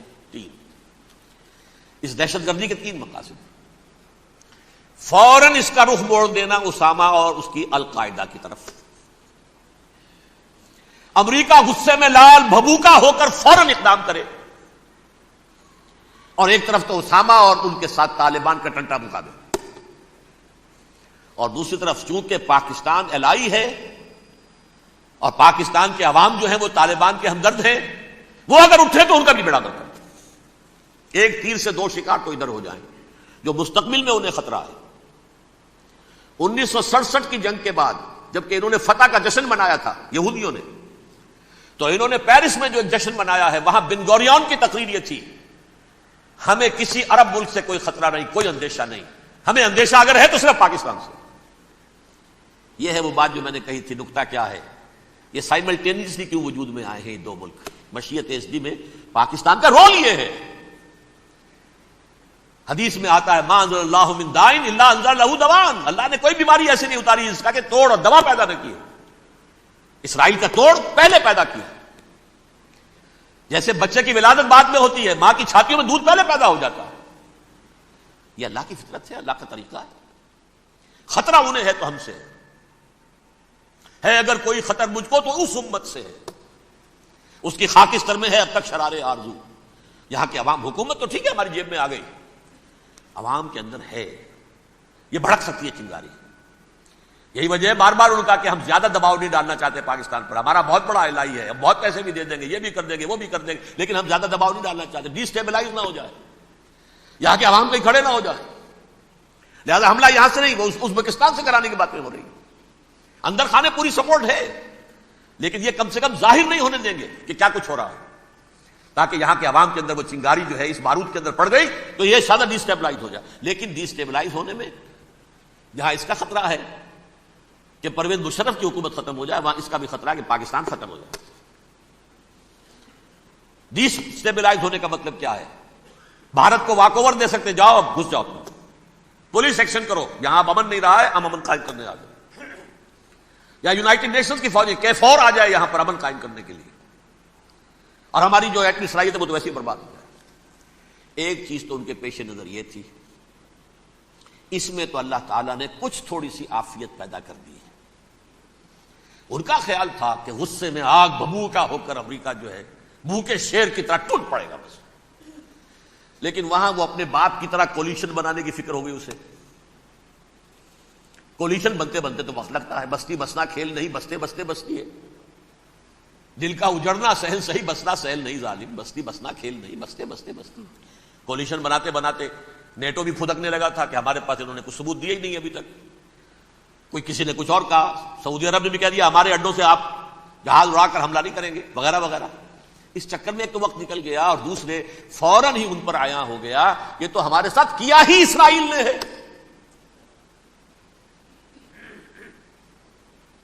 لیکن یہ بات لیک نہیں کرنا چاہتے. میں نے خود سنا اور بھی بہت لوگوں سے کہا کہ یہ باقاعدہ اسٹیٹ ڈپارٹمنٹ کی طرف سے ٹی وی پر، CNN پر، BBC پر یہ اعلان آیا کہ یہ جو انویسٹیگیشنز ہو رہی ہیں اس حادثے کی تحقیقات کی، اس کی معلومات لیک کیوں ہو رہی ہیں؟ لیک نہیں ہونی چاہیے. کیوں؟ اسامہ کے خلاف اگر کوئی ثبوت ہے لیک ہو جائے 1000 مرتبہ، کس کو کوئی نقصان ہے؟ یہ کون سا تھا، کون سا لیکیج ہے جسے روکنا مقصود ہے؟ وہ تو ہمارا متمنا ہے، ہمارا بیٹا ہے، وہ کر رہا ہے. اس گھر کو آگ لگ گئی گھر کے چراغ سے. But they have given a message to the United States of America, ہمارے راستے میں اب مت آنا، ہم پر دباؤ نہ ڈالنا. Don't appease the Arabs at our expense. یہ الفاظ ہیں شیرون کے.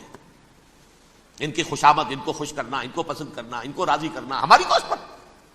جیسے سلوواکیہ کے اوپر قبضہ جو ہے جرمنی کا ہٹلر کا تسلیم کر کے تم نے اس کو بڑھاوا دے دیا تھا اس وقت، ایسے ہی تم چاہتے ہو ہمیں بھی سلوواکیہ بنا دینا، ہم بھی بنے. یہ ہے اصل میں صورتحال. جیسا کہ میں نے عرض کیا، افغانستان پر اب یہ جیسے کھسیانی بلی ہوتی ہے کھمبا نوشتی، کریں گے تو صحیح حملہ. یہ جگہ اتنی تیاری پوری دنیا کے اندر کر کے کچھ نہ کچھ تو کریں گے، کچھ نہ کچھ تو کارکردگی دکھائیں گے. اصل میں وہ زور شور اب ان میں نہیں ہے افغانستان کے بارے میں، بلکہ تاریخ میں ایک مرتبہ پھر وہی بات ہو گئی ہے. کلما اوقدوا نارا للحرب اطفاها اللہ. اللہ تعالیٰ نے کم سے کم اس کی تندی کو کم کر دیا، اس آگ کی بھڑک اور تندی جو ہے انشاءاللہ کم ہو جائے. البتہ افغانستان میں کیا ہوگا یہ میں نہیں کہہ سکتا. ان ادری قریب ام بعید ما توعدون، جیسے کہ قرآن مجید میں حضور سے کہلوایا گیا، میں یہ نہیں جانتا جس چیز کا وعدہ تم سے کیا جا رہا ہے وہ قریب ہے یا دور ہے، میں نہیں جانتا. وَإِنْ أَدْرِي لَعَلَّهُ فِتْنَةٌ لَكُمْ وَمَتَاعٌ إِلَىٰ حِينٍ. میں نہیں جانتا، ہو سکتا ہے ابھی اللہ تعالیٰ تمہیں کوئی مہلت دے اور کچھ وقت کے لیے تمہاری رسی دراز کر دے اور ابھی عذاب کو ٹال دے. جب حضور سے یہ کہلوایا جا رہا ہے ان ادری، یہاں تک بھی کہلوا دیا گیا مَا أَدْرِي مَا يُفْعَلُ بِي وَمَا بِكُمْ. مجھے نہیں معلوم میرے ساتھ کیا کیا جائے گا، تمہارے ساتھ کیا کیا جائے گا. تو بہرحال کون دعوے سے کہہ سکتا کہ یہ ہوگا؟ تباہی بھی آ سکتی ہے، کوئی بڑا سیٹ بیک بھی آ سکتا ہے، اپس اینڈ ڈاؤنز ہوتے ہیں. احیاء اسلام کا پروسیس چل رہا ہے، لیکن احیاء پروسیس میں حضور کے زمانے میں بھی غزوہ بدر میں ایک دفعہ گراف جو ہے چلا گیا تھا آسمان پر، تو غزوہ احد میں وہ بہت نیچے بھی تو آ گیا تھا نا، مسلمانوں کے حوصلے پست بھی ہو گئے تھے نا. ولا تہنوا ولا تحزنوا وانتم الاعلون ان کنتم مؤمنین، یہ تشفی دینی پڑی تھی نا، گھبراؤ نہیں، ڈرو نہیں. ان یمسسکم قرح فقد مس القوم قرح مثلہ، اگر تمہیں کوئی چرکا لگا ہے تو تمہارے دشمنوں کو اس سے بڑا چرکا لگ چکا 1 سال پہلے. انہوں تو ہمت نہیں چھوڑی، 1 سال کے بعد دوبارہ ہو گئے حملہ آور تم پر، تم کیوں دل چھوڑتے ہو؟ تو کوئی سیٹ بیک آ سکتا، اور یہ بھی ہو سکتا ہے، اور اللہ کرے کہ ہو جائے، کوئی واقعہ فیل بھی پیدا ہو سکتا ہے دوبارہ. اللہ تعالیٰ چڑیوں کے ذریعے سے اور ان کی چونچوں اور ان کے پنجوں کی کنکریوں کے ذریعے سے ہاتھی والوں کو برباد کر سکتا ہے. الم تر کیف فعل ربک باصحاب الفیل الم یجعل کیدہم فی تضلیل وارسل علیہم طیرا ابابیل ترمیہم بحجارۃ من سجیل فجعلہم کعصف مأکول.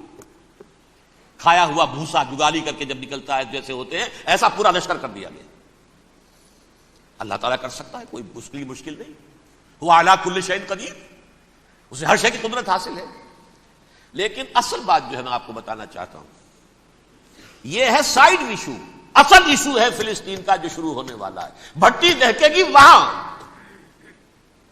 ظاہر بات ہے کہ اگر کوئی بہت بڑا اقدام ہو جاتا ہے فلسطینیوں کے خلاف، اور اگر واقعتاً مسجد اقصی اور قبۃ الصخرہ گرا دیے جاتے ہیں، جو طوفان اٹھے گا عالم عرب میں، یہ حسنی مبارک ہوں یا شاہ خالد ہوں یا کوئی اور ہو، یہ نہیں روک سکتے اس طوفان کو. نوجوان خون اٹھے گا، غیرت اور جو بھی حمیت ہے.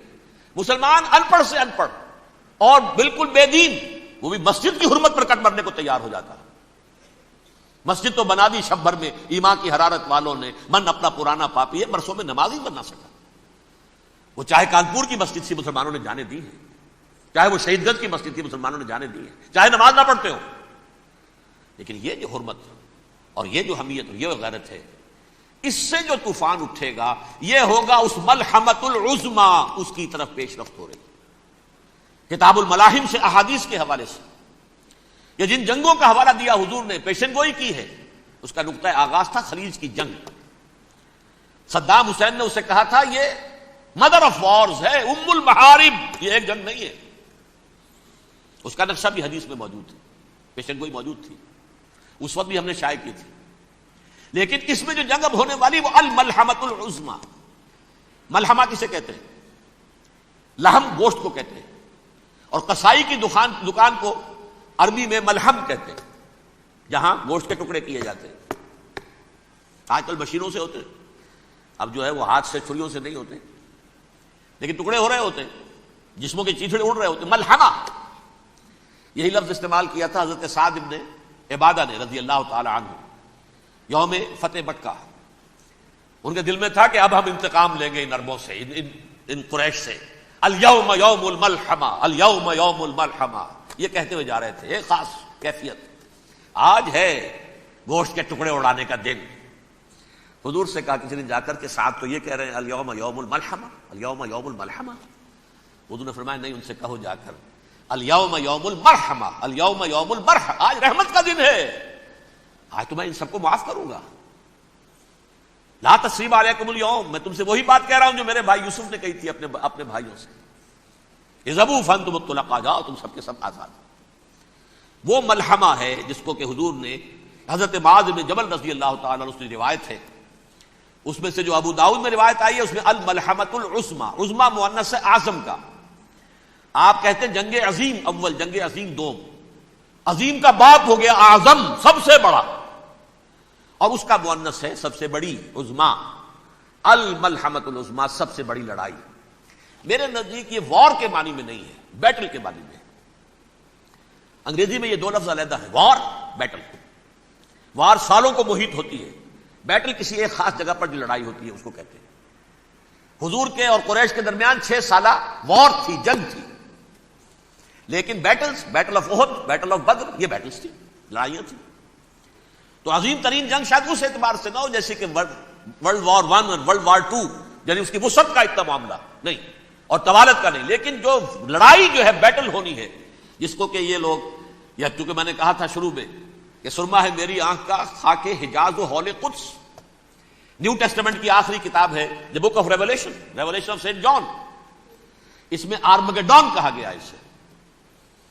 ہر مجدون، یہ عبرانی لفظ ہے، ہر کہتے ہیں اونچی جگہ کو، سطح مرتفع، مجدون میگیڈو ایک وادی ہے، مرتفع، وادی مرتفع، یہ ہے واقع لبنان، اسرائیل اور شام کے درمیان جو ٹکڑا، جو ٹرائنگل بنتی ہے، یہ ہے، یہاں پر بڑی جنگ لڑی جائے گی، اور یہ جنگ صلیب ہوگی، جو کہا ہے بش نے، یہ جنگ صلیب سیکنڈ ملینیم شروع ہوئی تھی تو پہلی صلیبی جنگ ہوئی تھی، تھرڈ ملینیم شروع ہوا ہے، یہ سیکنڈ صلیبی جنگ ہے، یہ کروسیڈ ہے۔ اور میں اس مرتبہ امریکہ گیا تھا تو پہلی مرتبہ مجھے وہاں ایک رسالہ ملا ٹرمپٹ نام کا، یہ امریکہ کے جو بہت ایکسٹریمسٹ قسم کے پروٹیسٹنٹس ہیں، یہ ان کا رسالہ ہے، اور ان کے بارے میں اب کہا جا رہا ہے وہ کرسچین زائنسٹ ہیں۔ آپ شاید پہلی مرتبہ یہ لفظ سن رہے ہوں، زائنسٹ تو ہم سمجھتے ہیں یہودیوں کو، کرسچین زائنسٹ وہ ہیں جو ہیں تو عیسائی پروٹیسٹنٹس ہیں، لیکن اسرائیل کے وہ حمایتی یہودیوں سے بڑھ کر ہیں۔ یہ میری کسی پہلی تقریر میں شاید بہت سے حضرات کو یاد آ جائے، میں نے کہا تھا 4 سال پہلے ہمارا تنظیم اسلامی کا ایک کنونشن ہوا تھا ہیوسٹن میں، امریکہ کا جنوبی علاقے کا شہر ہے۔ ایک سیشن اس میں ہم نے رکھا تھا انٹرفیتھ، ایک عیسائی کو بلایا تھا، ایک یہودی بہت بڑا وہاں کا عالم ہے اس کو بلایا تھا۔ اس یہودی عالم نے ڈاکٹر وشوگراڈ، جو وہاں کی یونیورسٹی میں پروفیسر ایمیریٹس ہے، اس نے کہا تھا کہ یہ اسرائیل جو تو سپورٹ کر رہے ہیں عیسائی، ہم تو نہیں کر رہے۔ جو پریکٹسنگ یہودی ہیں وہ زیادہ اسرائیل کے حق میں نہیں تھے، یہ تو سن 67 کے بعد انہوں نے اسرائیل کو تسلیم کیا ہے، وہ تو منتظر تھے کہ ہمارا مسیحا آئے گا تو اس کی قیادت میں جنگ کریں گے، جیسے شیعہ منتظر تھے کہ مہدی موعود آئیں گے تو پھر ہم کچھ کریں گے۔ وہ امام خمینی نے کہا جب وہ آئیں گے آ جائیں گے، لیکن ہم کچھ راستہ تو صاف کریں ان کے لیے۔ زائنسٹ نے آگے بڑھ کر ریاست قائم کر لی، اور جب یروشلم پر بھی پورا قبضہ کر لیا، تب جو ہے در حقیقت مذہبی یہودی جو ہے پھر انہوں نے اپنایا ہے، اون کیا ہے، اور نئے سیٹلمنٹس جو بھی بنے ہیں وہاں پر اسرائیل میں، اس میں اکثر و بیشتر مذہبی یہودی آیا، اور بروکلن کے علاقے سے سب سے بڑھ کر آئے ہیں، جو امریکہ میں نیو یارک کا ایک جنوبی علاقہ ہے، بہت بڑا یہودیوں کا بہت بڑا گڑھ ہے۔ نیو یارک کو جیو یارک بھی کہا جاتا ہے، وہ تو اصل میں مرکز جو ہے وہ تو یہودیوں کا ہے۔ اس حوالے سے وہاں پر جو کرسچن زائنسٹ کہلاتے ہیں وہ اسرائیل کے یہودیوں سے بھی بڑھ کر کہیں سپورٹ کریں۔ بہرحال اس دوسری صلیبی جنگ کا معاملہ جو میں کہہ رہا تھا، ٹرمپٹ نامی رسالہ، اس کا ایک مضمون ہے دی لاسٹ کروسیڈ۔ اب یہ آخری کروسیڈ ہے جو شروع ہونے والا ہے۔ میں تو حیران ہوں کس قدر کھل کے وہ باتیں کرتے ہیں۔ رومن کیتھولکس کو وہ کہتے ہیں کہ یہ شیطان ہے، یہ پوپ شیطان ہے، یہ یورپ کو اس نے جمع کیا ہے کرسچینٹی کی بنیاد پر، اور اس میں زیادہ تر کیتھولکس ہیں۔ آپ کو معلوم ہے برطانیہ بڑی مشکل سے شامل ہوا ان کے ساتھ، اس لیے کہ وہ پروٹیسٹنٹ کا سردار تھا، ابھی پوری طرح نہیں ہے۔ یورپ جو ہے وہ رومن امپائر دوبارہ یہ کھڑی کر رہا ہے، اور در حقیقت یہ جو ہے یہودیوں سے بھی چھیننا چاہتے ہیں اسرائیل کو اور فلسطین کو، اور مسلمانوں سے بھی، اور یہ وہی کروسیڈ جو تھے اربن ثانی کے، اس کی تیاری کر رہے ہیں تاکہ وہاں پر عیسائی حکومت قائم ہو جائے، کیتھولکس کی، پوپ کی حکومت قائم ہو جائے، جیسے ایسٹ تیمور میں کر دی ہے۔ ایسٹ تیمور میں کون سی حکومت بنی ہے؟ رومن کیتھولک اسرائیل میں بنے، تاکہ یہ سارے مقامات مقدسہ جہاں اسرائیل پیدا ہوئے، بیت حضرت مسیح پیدا ہوئے، بیت الحم کہاں ہے؟ وہی ہے کہ نہیں؟ جہاں سے ریزریکشن ہوا ان کے خیال میں وہ کہاں ہے؟ وہیں پر ہے کہ نہیں؟ بڑے بڑے گرجے ان کے وہی ہیں۔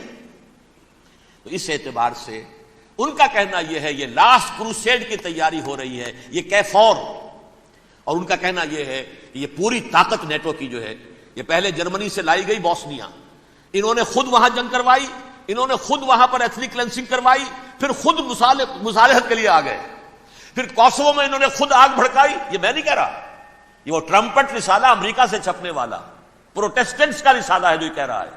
پھر انہوں نے کوسوو کے اندر کروایا، اور پھر وہ وہاں پر پیس فورس کی حیثیت سے آ گئے۔ اب وہ میسیڈونیا میں کروا رہے ہیں اور وہاں داخل ہو گئے ہیں۔ اگلا قدم ان کا سائپرس ہوگا، سائپرس میں ترکوں کو اور وہ گریکس کو لڑائیں گے اور وہاں آ جائیں گے، وہاں سے ایک چھلانگ لگائیں گے اور یہ فلسطین میں پہنچیں گے، اور یہ وہاں پر ایک رومن امپائر، اپنی پرانی رومن امپائر کی طرح کی رومن کیتھولک ریاست قائم کرنا چاہتے ہیں۔ تو وہاں امریکہ کے عیسائیوں میں بھی کوئی ایک طبقہ نہیں ہے، کیتھولکس بھی ہے، کیتھولکس زیادہ نہیں ہے ہمدرد، لیکن اب تابع ہو چکے ہیں۔ اسحاق ریبین نے جب یہ پیس ٹاک شروع ہوئی تھی، آپ کو یاد ہوگا شاید، کہ جب وہ آیا تھا واشنگٹن سے واپس فلسطین اسرائیل، تو پہلے روم میں رکا for an audience with the Pope, اور پوپ کو اس نے ایک مرتبان سا پیش کیا تھا، حضرت سلیمان علیہ السلام کے زمانے کا مرتبان، اور کہا تھا دیکھیے 3000 برس تک ہم نے اس کی حفاظت کی ہے، اب یہ میں آپ کے حوالے کر رہا ہوں۔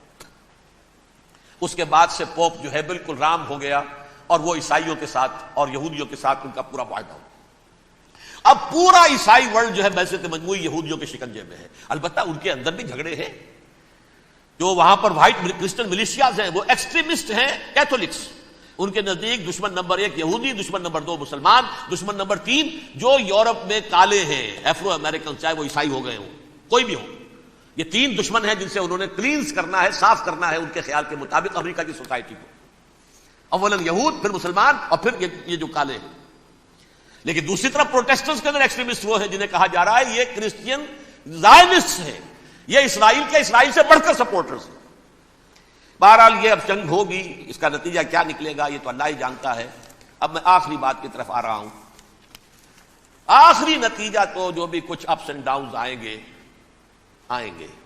تلک الایام نداولھا بین الناس، آخری نتیجہ ڈراپ سین وہ یہ ہوگا کہ اللہ کے دین کا بول بالا ہوگا اور پوری دنیا پر محمد کے لائے ہوئے دین صلی اللہ علیہ وسلم کی حکومت قائم ہوگی۔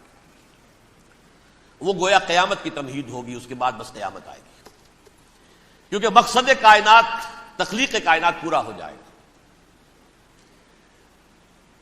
پوری مخلوقات کے اندر مقصد تخلیق، کلائمیکس آف کریشن محمد الرسول اللہ صلی اللہ علیہ وسلم، دین کی تکمیل محمد الرسول اللہ صلی اللہ علیہ وسلم۔ اور اس خلافت عرضی کے لیے جو حضرت آدم کو خلافت دی گئی تھی، جب اس میں وہ خلافت پوری دنیا پر قائم ہو جائے گی، اس کا مقصد پورا ہو جائے گا، and that will be the beginning of the end. اس کے بعد قیامت ہے۔ آخری نتیجہ تو یہ نکلنا ہے۔ اس سے پہلے سزائیں ہمیں بھی مل رہی ہیں، اور یہاں میں کانٹے کی بات جو چھوڑ گیا تھا اس کو بیان کر دوں۔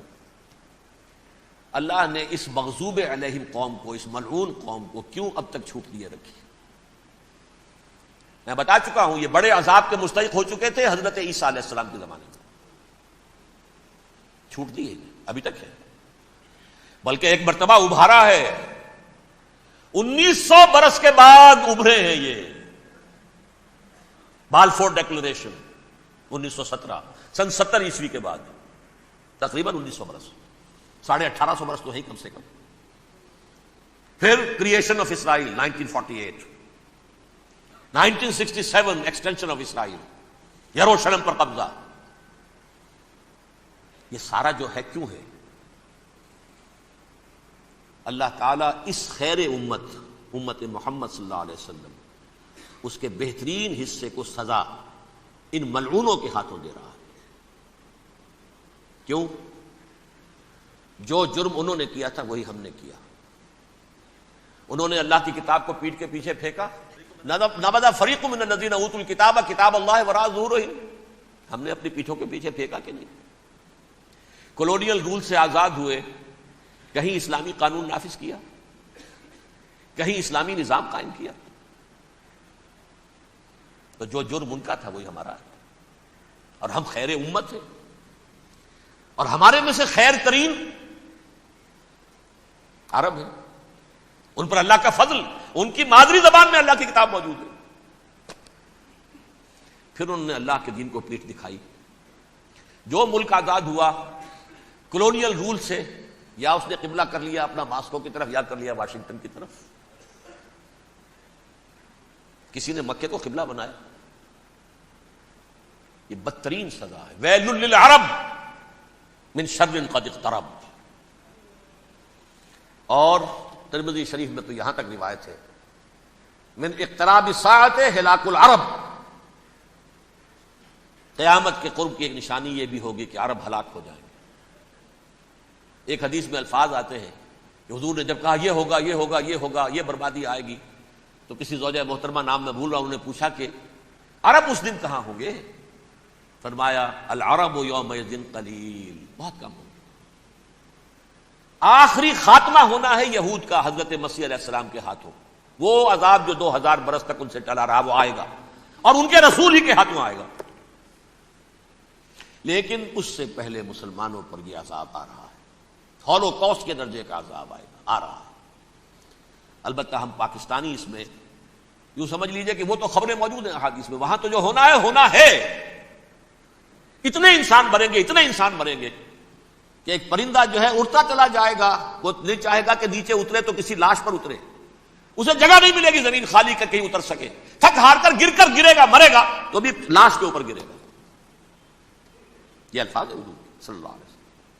الملحمۃ العظمی الملحمۃ الکبریٰ، یہ لاسٹ کروسیڈ ٹرمپٹ اخبار نے، میں اس کا فوٹو اسٹیٹ بھی کبھی آپ کو دکھا دوں، ویسے میرے ساتھ ہے وہ رسالہ ٹرمپٹ، دی لاسٹ کروسیڈ، اس کی تیاری ہو رہی ہے. وہ الملحمۃ العظمی اور ملحمۃ الکبریٰ جو ہے وہ آنے والی ہے. ابن ماجہ میں کبریٰ کہا ہے، اکبر کا مؤنث کبریٰ، ملحمہ کبریٰ سب سے بڑی جنگ اور ملحمہ عظمی سب سے عظیم جنگ، یہ ہوگی اور بہت جلد ہوگی. اب آخری بات یہ عرض کر رہا ہوں، کریں کیا؟ کچھ کریں بھی کہ نہیں؟ پہلا کام تو یہ ہے کہ اصل زندگی آخرت کی زندگی ہے. دنیا میں تباہی بربادی آ بھی جائے، آخرت بچ جائے، پہلا کام یہ ہے کہ ہر شخص توبہ کرے، لیکن توبہ توبۃ نصوح، توبہ کی تسمیح نہیں، آیہ کریمہ کا ختم نہیں، لاکھ مرتبہ لا الہ الا انت سبحانک انی کنت، اس سے کچھ نہیں ہوتا. توبہ یہ ہے اپنی معاش کے اندر جھانکیے، اپنی معاشرت میں جھانکیے، جہاں جہاں اسلام کے خلاف کچھ نظر آئے پھینک دیجیے، نکال کر کاٹ دیجیے. بے پردگی ہے، نکالیے. آپ کی کمائی میں کوئی حرام کا عنصر ہے، ختم کیجیے، توبہ کیجیے، ابھی کیجیے، عملی توبہ. فرائض کی ادائیگی میں کوتاہی ہو رہی ہے، ابھی شروع کیجیے. اللہ کے دین کے غلبے کے لیے جد و جہد، ان صلاتی و نسکی و محیایا و مماتی للہ رب العالمین لا شریک لہ وبذالک امرت وانا اول المسلمین. بڑی ہے. اگر میرے اور آپ کے کیے کچھ نہ ہوا تب بھی کم سے کم میری اور آپ کی آخرت تو بچ جائے گی، عاقبت تو بن جائے گی. اخروی عذاب، سب سے بڑا عذاب، دائمی عذاب، اس سے ہم بچ جائیں. دوسرا کام ہے اجتماعی توبہ. اجتماعی توبہ کیسے ہوگی؟ یہ سلطنت خداداد پاکستان جو اللہ نے عطا کی تھی، اس میں اسلام کا نظام قائم اور اسلام کی شریعت نافذ کی، اس کے لیے جد و جہد تن من دھن کے ساتھ لگ جانا.